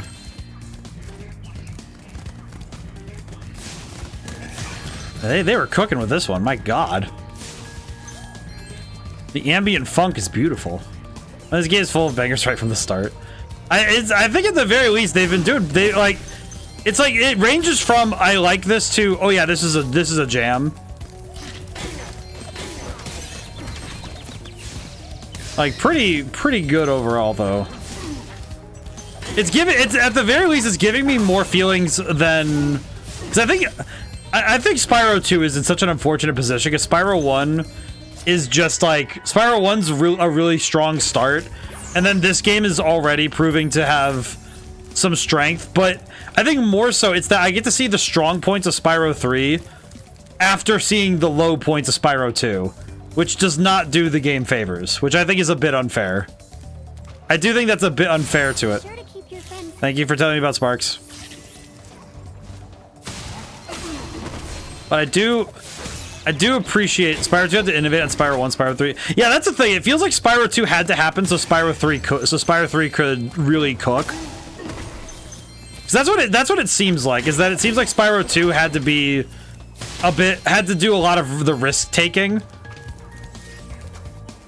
And it kind of, so that's what I guess that would be a better way to describe, is that Spyro 2 had to be the one to kind of carry the series on its back for a little.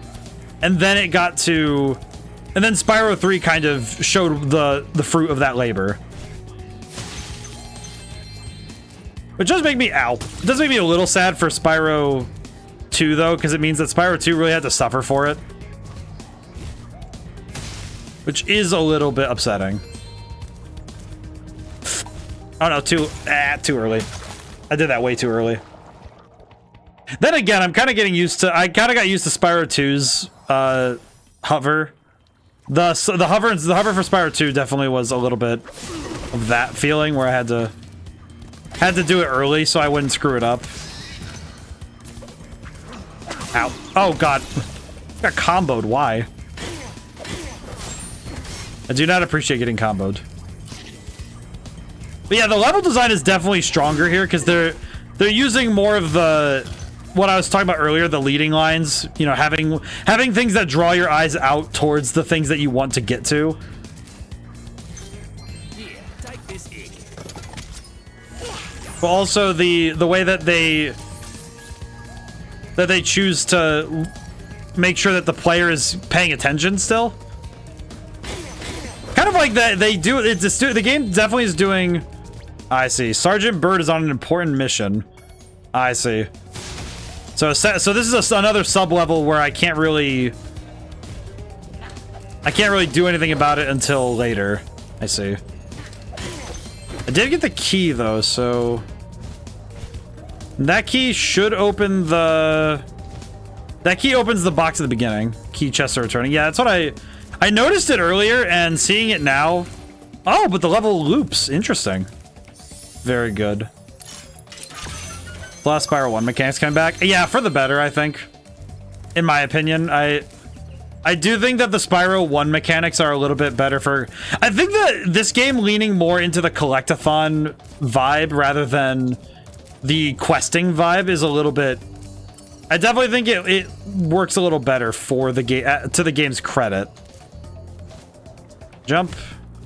Hello, moneybags. Spyro, you're just in time. I saw 2 egg thieves run. Thank you, Spyro.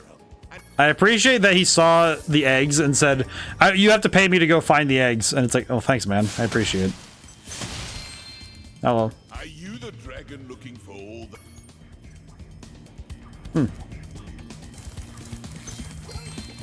Well, now it's time to cook. Oh, yeah. We have a track and everything with the arrows. Oh, yeah. We are moving now. Oh, yeah. This is the fun. This is where the fun begins. Or as the bootleg version of that movie says, game time started. All right. I will grab the gems as well. Game time started. Let's do this. By the way, if anyone hasn't seen the Chinese bootleg... If anybody hasn't seen the Chinese bootleg of Star Wars Episode 3, where it is straight up, it is a movie that was translated into Chinese. It was a version of Star Wars Episode 3 translated into Chinese and then back to English. And it's probably one of the funniest things I've ever seen clips of. Like the language is absolutely hilarious. It's so funny, man. It's really good. And that particular quote, the game time started. It's so funny, man. Come on, come here. I've almost got him now. Yeah. Come on. Almost got him.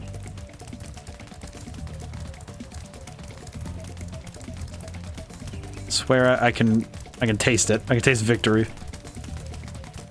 Yes, got him. Egg. There goes another one. Oh, now we get the supercharge? Oh, yeah. I'll be right after you, dude. I am gonna grab these gems really quick. The only sad thing is that because we don't have the means to get ourselves... We don't actually have the means to acquire ourselves the Sergeant Bird section. We are kind of... you know, up the creek without a paddle on that part, so we can't 100% the level fully, but we can get close. So we might as well get as much as we can before we absolutely need Bird. Cell phone charging. Yeah, I'm gonna go do that in a moment. I'm doing this so I can earn I want to earn that. I want to earn the supercharge. Also because it would just be nice to have all those gems. Okay, cool. Let's do it. Let's rock. Oh yeah, let's rock. This is where the fun begins. Oh my god. It's funny because I said something about the camera being too close to Spyro in Spyro 2. This game has that same problem a little bit, but I definitely feel like Spyro. Maybe I'm just misremembering Spyro 1. But holy crap, this feels a little. It's like they tweaked it just a little bit more. And I like this a little bit more. I don't know how best to put it. Supersonic racing. Ah! I keep messing up that last turn. It's kind of getting to me. I just need to jump there. Maybe that'll help me. It did help. Oh god, I overshot him. How did I overshoot him? Come back. Overshot him because I jumped. What the? Wait, where'd he go? Where did he go?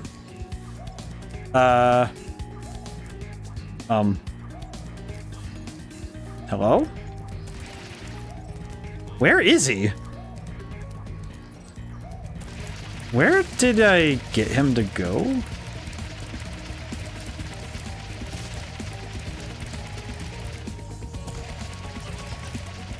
What the? I think I went too fast. Where is he? Hello? Where did he go? What happened? I think I need to reset him because I think I broke it. I think I broke him. We're right back. Back in. I've never seen him fully disappear. I don't know what I did. I don't know what I did to cause him to do that, but he did. Okay, lesson learned, do not jump on that last turn. Worst mistake I ever made. No, God bless a freaking America. Why the heck? Oh, what the? There ain't no goddamn way. He was T-posing in the wall. He got stuck there. Okay, then. I made him T-posing in the wall. Thank you, Apprehentus, for the hydration. How are you doing today? You're telling me that I went so fast that I made him get glitched into the wall like that? It is so warm. It is quite warm. It is warm. It has been warming up this. It's like the last hurrah of summer, truly. Oh, I see. I need to supercharge this. I see. Hang on.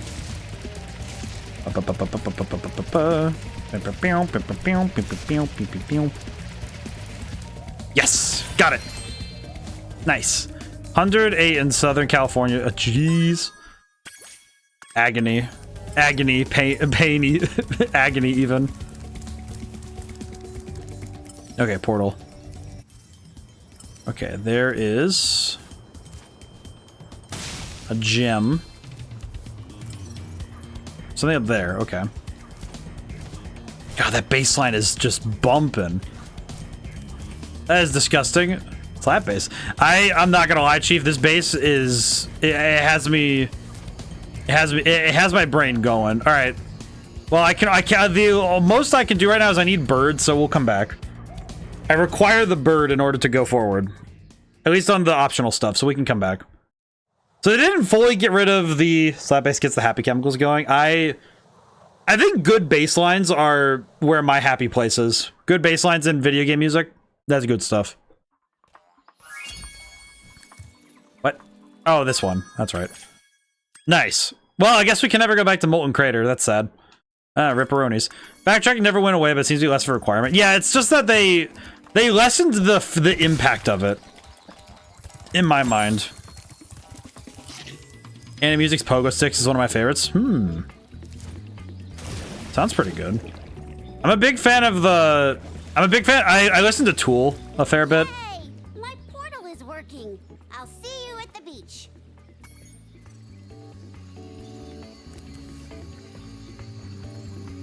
What is going on in there? I'll deal with that in a moment. I don't know what's going on in there, but at the very least, it feels like the backtracking is less egregious. Like, it feels like there's more levels you can actually go and finish as you're playing the game. So that feels pretty nice. I need to listen to Anime Music's Pogo Sticks, though. I will say other... Oh, God. Hello. While I was gone, my friends borrowed the Reignited submarine. Then they took it for a joyride. And then they smashed it into a big pile of rocks. Music and the drums this time. You know what is funny, though, is that there are times where I'm listening to music where I get distracted because my brain is mesmerized by what I'm listening to. I think to some end, that's why the Belkend music in Tales of the Abyss makes my brain just kind of turn off at times. Because I feel like it's like my brain, because I think, especially with stereoscopic sound, I think it can especially cause me to, it's like a flashbang to my systems, because I try to figure out, okay, where's it coming from? You know, like, what direction is the sound coming from? And when my brain can't pinpoint the direction, like, you know, in 100%, you know, guaranteed I know where it's coming from, it definitely can make my brain work a little too hard trying to listen. But I really like it when you find that sort of stuff sort of post-mortem with certain games. Because a lot of games were made without 3D sound in mind. So when you put on headphones and listen to certain game soundtracks, you really get a new experience listening to some of that. I think especially listening to stuff like the ones I like thinking of are when I played Eternal Darkness. I think of Eternal Darkness a lot when it comes to that sort of stuff because holy crap, Eternal Darkness did a lot of stuff with sound that was really cool to listen to, like in the context of playing it with modern machinery.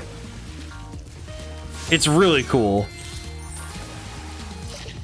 Remember being amazed when I saw an N64 with an N64 game with Dolby Surround? Yeah, with the built-in.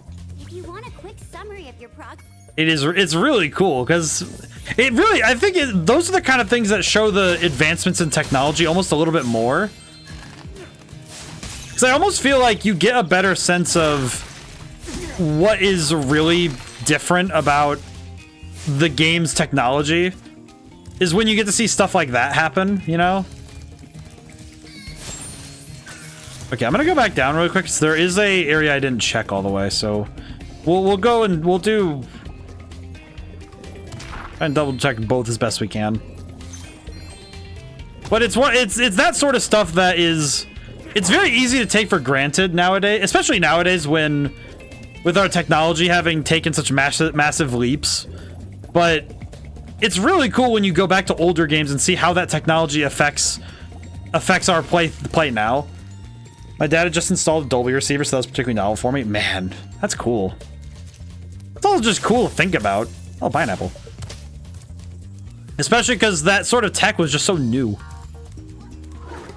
The stuff I think of in a similar vein is I do think of the advent in TV technology. I got to watch it firsthand when in my own house. You know, we moved from the big CR. We had a huge CRT. And we got to move from that to, that one and the small CRT to the first TVs with AV, with, you know, like AV inputs and stuff. And then we got, you know, like our first, you know, I'd say flat screen. I remember distinctly going to my grandmother's she had an apartment at the time, but it was like a house, like when at her house though, I just remember seeing a TV with 60 frames per second native. Had the same experience. The first flat screen was a rear projection TV. Yeah, it's like, I just remember the first time I got to see 60 frames per second native on a display was a TV, and I remember thinking it looked really weird because they were watching NCIS, and that's a show filmed in 30 frames per second on film, being digitally pushed up to 60 with the TV display, and it was a really bizarre experience, but it was also just, it really showed how different technology was, like where it was going. And nowadays, you know, every display we have runs 60 frames a second at HD, and it's just, that's the given. But getting to see it's not just about the technology being different, but also that we got to see it change, I think is what makes it so special. And that sort of stuff naturally affected game design because because a lot of game companies had to learn and adjust to the rapid use of technology. And I feel like that sort of thing is absolutely wild to look at. Because a lot of games companies had to really work overtime to keep up and stay ahead of the technological curve, which is really hard to do. Especially just given with how much it costs to even get some of the newest, you know, the newest tech. Because it wasn't exactly easy to keep up with. Which makes older games such a gem. Well, and You know, it's also interesting getting to see how these older games play with newer tech, too. Like I was saying earlier with the... Like I was saying about the... Yeah, I need to take a breath there. The stuff with, like, playing Eternal Darkness with, like, headphones and an HD TV. It was really cool seeing how those games are affected by being brought up to speed. Because playing Eternal Darkness on modern tech with like an HD TV and headphones is a much different experience than getting to play it on a CRT as intended, you know? Like the GameCube. Because holy crap, it is very different. Because I actually did have quite a bit of fun getting to play the game in that fashion. Because I got to see some really cool stuff with that. It also really highlighted how much the sound design in that particular game was working overtime. Because they were doing some crazy nonsense with the sound design. Oh, I almost had it. I see it. I see a path to victory. Ah! Amazing how much newer tech tolerates old tech too. Consider that an LCD can handle consoles where the games literally race the CRT beam, cheat certain effects, but an LCD TV can emulate it well enough to make it work. Yeah, I think the one of the ones I think of as well is even just the deceptively simple tech of having an AV to HDMI converter. It's like, you know, it's deceptively simple. You plug in 3 cables, you pull out, and 1 comes out, right? And just the sheer idea of, oh yeah, we can convert the data of these 3 AV cables to an HDMI signal, and the games work just as well, the technology works just fine. Like, just the ability to work through that is insane. That's crazy. And it's super freaking cool. It's super freaking neat, man. But you don't really understand the differences if you don't get to see it yourself. Granted, I don't think that, you know, it's not like I have to, I won't go around thinking and saying that, oh, it was better when I was growing up. It's like, because I don't think that's true. I think it's that, I feel bad that a lot of kids aren't getting to see those, like a lot of kids growing up today aren't getting to see that rapid change in technology, you know? They don't get to see, they're not really seeing any big leaps anymore. We're not really making those huge jumps. Sucks for Monica because they grew up with tech that barely changes anymore. Yeah. Well, and it just feels sad because it feels bad that they don't get to see how we got the changes we have now, right? You know, it's just kind of, oh yeah, the new iPhone or whatever, or the Switch to the Xbox to the Xbox kind of thing. My plan worked. That dumb octopus dropped. And I feel bad that because the tech didn't really. Feel bad that the tech doesn't really have. It doesn't have the same grandeur, I guess. I think especially because it's a lot less physical. You know, it's kind of why I prefer the Switch with the cartridges and all that stuff, and the fun of getting to hold the thing in your hands, kind of thing. Because like the Xbox is just okay. Most of your games are gonna be digital now, or you know, with the PlayStation 2, a lot of your games are digital, and that's why buying physical is really nice because you get to appreciate it a little differently. But I see the merits in the new things out. Bubs! Oh! Thank you so much for the raid. I don't believe we've met before. Unless I'm mistaken. How are you doing? Thank you so much for the raid. Welcome in. Welcome in, raiders. My brain is trying my best to do I'm doing fast maths with this game. The Rhinoc has challenged us to a naval battle. Oh, they were playing Spyro as well. Most excellent. Are you familiar with this game? Because this is my first time playing it. We'll get the dragon egg he's guarding. If we lose, well, what do you say? Do you want to? No, you're playing Reignited, Spyro 3, and you were playing Reignited. I was playing OG. I'm very familiar with Spyro. Ah, I see. Most excellent. This is great because I've been slowly learning the really goodness of Spyro in general. I only have the Reignited available to me but I have gone and had to do some research. Spyro's my favorite too, so yeah. I definitely understand that. I can see why this game is Mickey knows I'm the certified Spyro expert. How do I? Oh.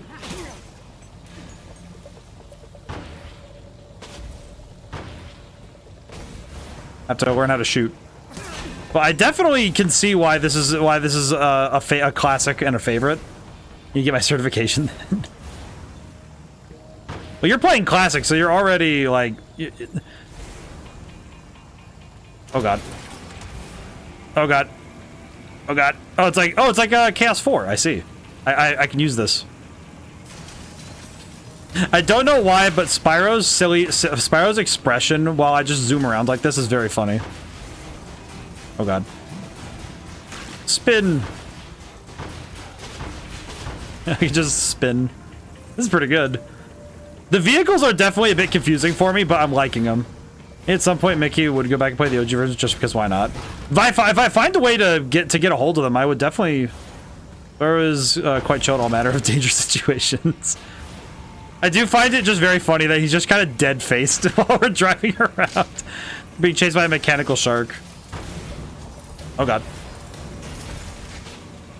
I don't know why my brain likened this to Chaos 4 from Sonic Adventure, but it's a similar pattern at least, where you have to wait for him to pop up. Ow. Because you have to wait for him to pop up in order to land hits. 1, 2, 3, 4, 5, 6. Can I just cheese him? Can I cheese him a little bit? I can. Hey, got him. Wow, that's the first time Bluto was ever lost. You dragons must have a ton of talent. I will say, him being named Bluto is not a reference I missed. GG. Loves the music in this game. I do like the music in Spyro games is quite good. I actually got that on PS1. I had it. Got a fantastic secondhand shop nearby. Got my PS1 and began to recollect all my old great games. Oh, that's excellent. That's awesome, because then you get to play them. Not only do you get to experience them on the original hardware, but you also get to re-fulfill the collection. I like that. That's fantastic. But getting it on original hardware is preferred. Original hardware is exactly the preferred method. Hola, Clipper. Thank you. Welcome in. Welcome in, everybody. I guess I should actually introduce myself to you guys because I am poor on introductions sometimes because I get too excited saying hi to everyone. I'm ODaM. People call me many things. Choose the name that you like most. I make things. Actually, I guess let's see. What do we got? I made the video. I've made a video game. I've written a bunch of books, and I've written, I think it's 9 music albums at this point. Yes. I keep myself busy and I stream part-time. And I keep a schedule. But welcome in. I'm learning why Spyro is one of the greats of the classics. As if I can get physical, I will get physical. I'll only pirate such emulate if it, oh, thank you, Bubs. Yeah, because I think physical is the preferred. I do think physical is always preferred. I think digital's only, to me, digital's only it's only preferred if it's a game that is like, you know, if you only sell it digitally, or if it's something like that you really can't find, you know. I think the Game Boy Pokemon games now, it kind of feels like you kind of feels sad to say that you have to, but it definitely feels like it's too expensive to warrant paying for the Game Boy cartridges now. Because man, the last time I looked, just getting a copy of Emerald is painfully expensive. That stuff is pain incarnate. Well, it's about the music. The soundtrack of the music was, yeah, the Stuart Copeland, who was the drummer in the band The Police. Yes, I remember hearing this factoid, and it is one of the coolest things I have heard. It's also just an interesting connection because I do happen to be familiar with The Police as a band. Even I found Emerald years and years ago. I've held tight since it's her favorite. Oh, that's excellent. Great choice for a favorite too, by the way. Something in there, maybe? Ah, I see. I am trying my best to helps it was her first. Yeah, I think I was saying earlier that the first games we play when we're growing up tend to be quite formative to which games we really stick to. And that is fair. That's a fair thing to have happen. It's a fair conclusion. Why are you here? I can't wait I see. Just talking about crashing the Rhinox. Hello. Let's see. Well, they're just standing around now, so we just gotta look around for... I don't need to 100% the level. Did he say on board for the first 5? I saw a video called I Put the Police Songs on Spyro, and it's somewhat fitting. Ah. Wait, let me go back. Let me go back up. Let's see. Oh yeah, the music. The 5 Ratchet games. I don't know, did he? That'd be fun. That'd be interesting if he did, but... It is interesting seeing the... Don't think so, no? Ah, I see, I see. It's like... I am curious what drew... I best get to bed. It's late for me. I'm super tired. Had a rough... Oh, well, hey, thank you for raiding in, and thank you so much for trusting me with your community, Bubs. I hope I get to see you again, and I hope I get to catch you live at some point. I would like to stop in and see, and especially get to see the classic myself. I also get to see a pro. Good night, Bubs. Thank you so much. Holy. Oh yeah, that's right. We have to do Sheila's bit. I almost forgot. Oh, hi, Spyro. Some of my seal friends are trying to take down a Rhinoc fortress. I'm about to go and lend a foot. I love the smell of singed Rhinoc. Pop in on Thursdays. I also got them on YouTube. All right, excellent. I will try my best to pop in and see what I can. Most excellent. Oh yeah, I did catch it earlier. The name of the Rhinoc who's driving the sub, his name was Bluto, and my brain was like, wait, it's Bluto the sailor. I was gonna have a good night. Hey, have a good night, Bubs. But I just remembered that I was gonna say that I know the reference that they're making there, because Bluto is the rival to Popeye the Sailor, and Bluto, the name of the big guy was Bluto. I just remember that so well because I watched a. Now that I think about it, I watched a surprising amount of Popeye when I was growing up. Now that I actually think about it, I don't know why it confuses me, but it does at least surprise me. Because I watched a fair bit of... I think my favorite episode was the one with the big bird. I think it was with Sinbad. Because there was the episode of Sinbad, and then... Hello. Hi, Sheila. The Rhinox have built a fortress on our beach, and we're going to blow it to smithereens. We just need you to take out all the turrets for us. We're lighting the bomb now, so just make sure to stomp. I was thinking of the Popeye moment in Family Feud. Runs out, okay? Sure, kid. 1 minute 30. I'm sorry, I did not realize what I was signing up for. I see. I was not exactly prepared for this, but I am intrigued. Don't laugh at me, nerd. But I just remember the... Oh god. Oh my god, why are there so many turrets? I do appreciate that you can kind of cancel into the drop. That's pretty helpful. Holy Toledo. What on earth, man? I do like that these turrets kind of look like the ones from Kirby. If that makes sense, like the ones from Kirby. I'm thinking of Kirby and the Amazing Mirror again. But oh my god. Ow. God, this game is hilarious. Okay, I'm running out of time though, so I need to go a little bit faster.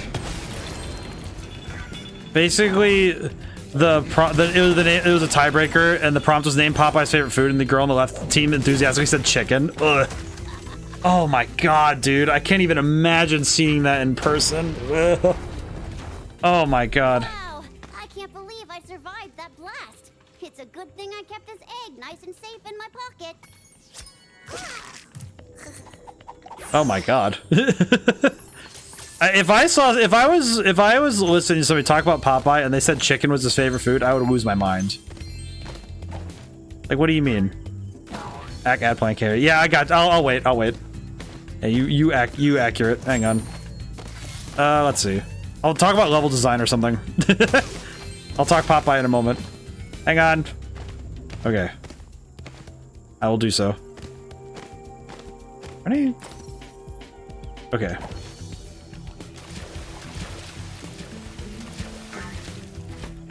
Yeah, I forgot that ads play pretty consistently. I forgot.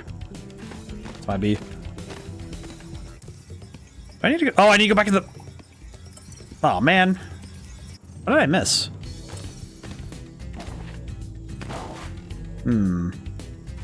What did I miss? Can I dive as Sheila? No, you can't. Okay. Ah, I see. There it is. There we go. Okay. Also, okay, ads over. Okay, excellent. No, what I was gonna say was it does feel like it's a bit egregious if somebody gets Popeye's favorite food wrong, because if you know anything about Popeye, it's like I kind of get where the like it feels almost like a bit, you know? It's like, oh yeah, Popeye's chicken. Ah, yes, he definitely eats chicken, right?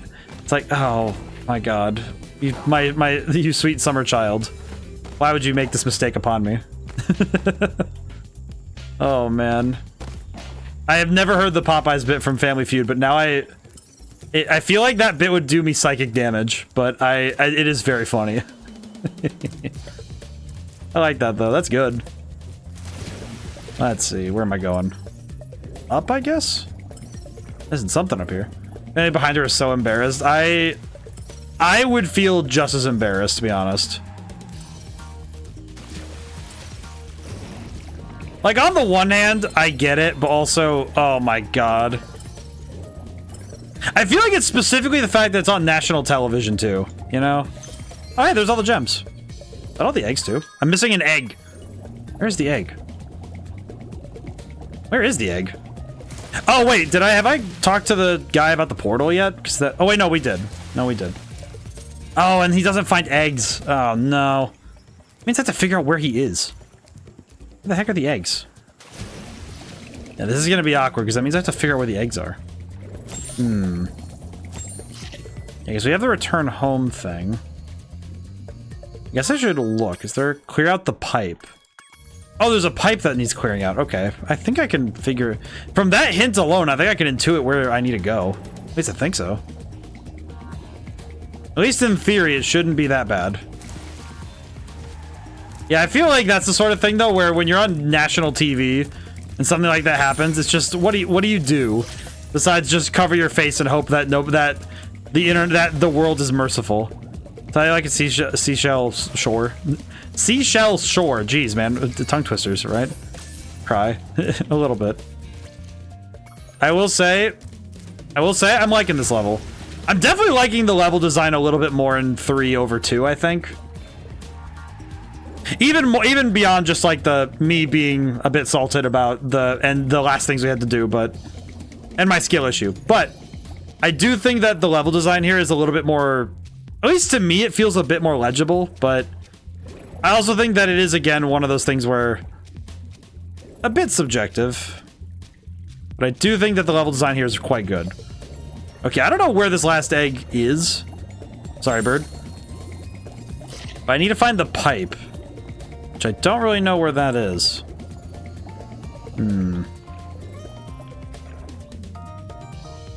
Oh, maybe it's this. It's an underwater portal. I used to have a dragon egg for you, but instead I used it to test our ultra high speed super fluke. The tunnel is chock full of Rhinox and fluke. I see. Oh, thank you for joining the library, Clipper. I'm grateful to have you. Ooh. Okay, so now I need to hit all of the... I have to take down all of the dudes. Oh god. Okay, it's only left and right, so that's good. Left. Ah!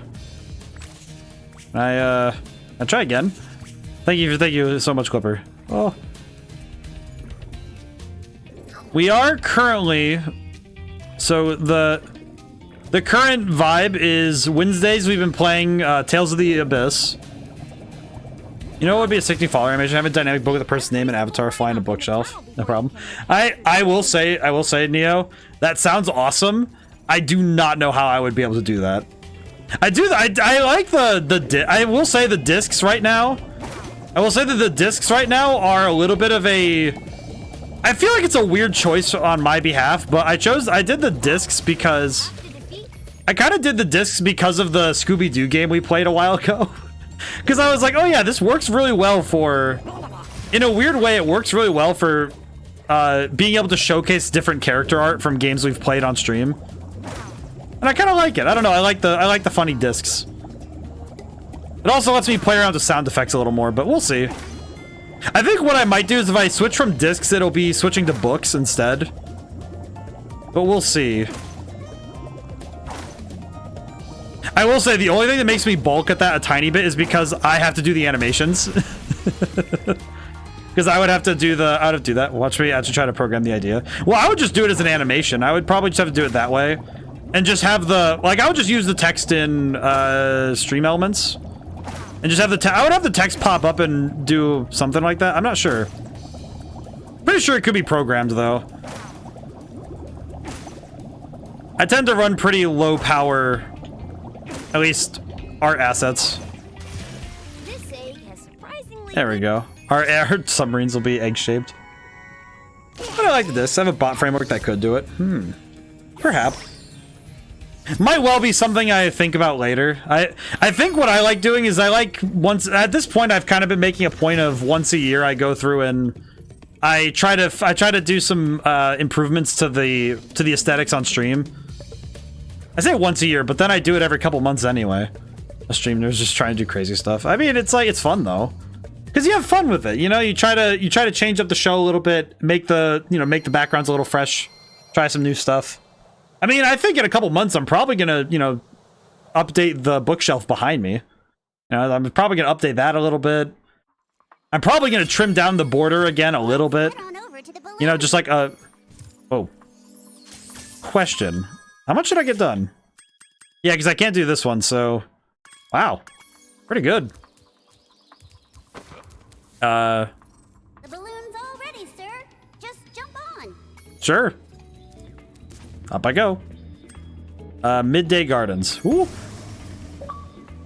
But it is really fun to consider new ideas and try new things, it's like, because it's fun. It's fun to try new stuff for the streams, and I try my best to keep it simple, though, because the main priority for me is always the games, because I like your aesthetic, it's cozy. Well, thank you. I appreciate that.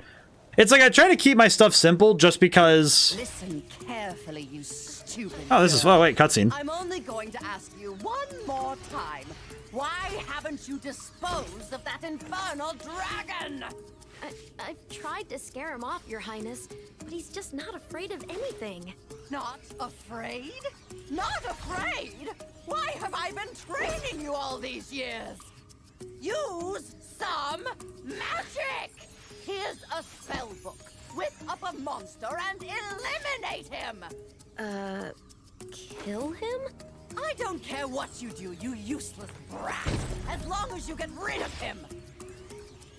Okay, let's see what we Just summons Nasty Nork again. This ought to do it. You can't keep me caged up in here forever. You there, get me out of here. This is unacceptable. You, come here. I see. Oh my.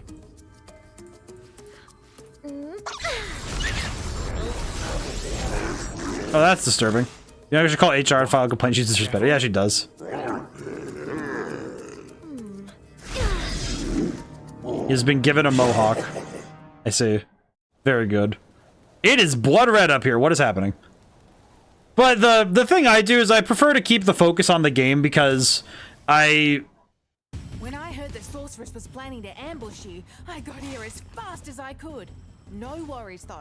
This wussy green toad will be no match for the two of us. I see. Boss fight. But the because my focus is on game design and stuff, so I like to keep the big focus on the game. So as long as the focus is on the game, I'm okay. All right, how do we fight this nerd? We'll have to expose his weakness. Whoa. Oh god! Ah! Get headbutted.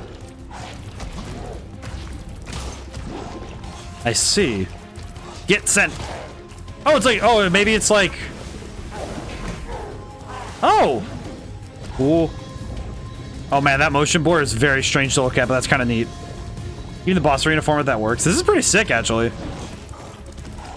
It actually feels a little bit more like a Zelda boss in that way, where it's like, okay, figure out what his weakness is, make it, and then exploit it. Oh god, whoa. Pretty fun boss fight design. Oh god. He's got Ring of Fire. He's Johnny cashing up in there. Okay, I see. He has recovery. He gets iframes. That's lame. I wish I got iframes.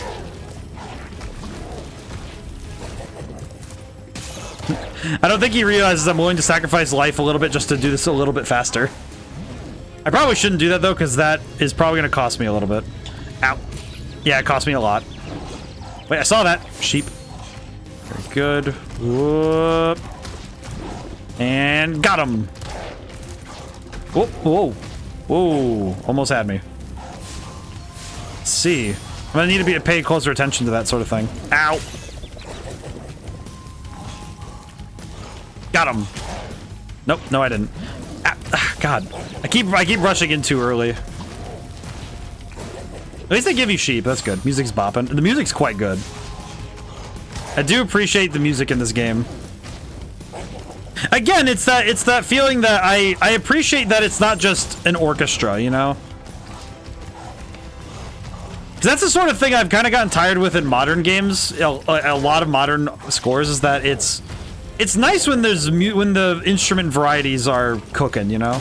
Remember the Reignited first came out to the site Eurogamer compared this boss to Dark Souls? Really? It's kind of almost impressive to compare this to Dark Souls. I mean, he's difficult, but I could see somebody having trouble with this the first time, but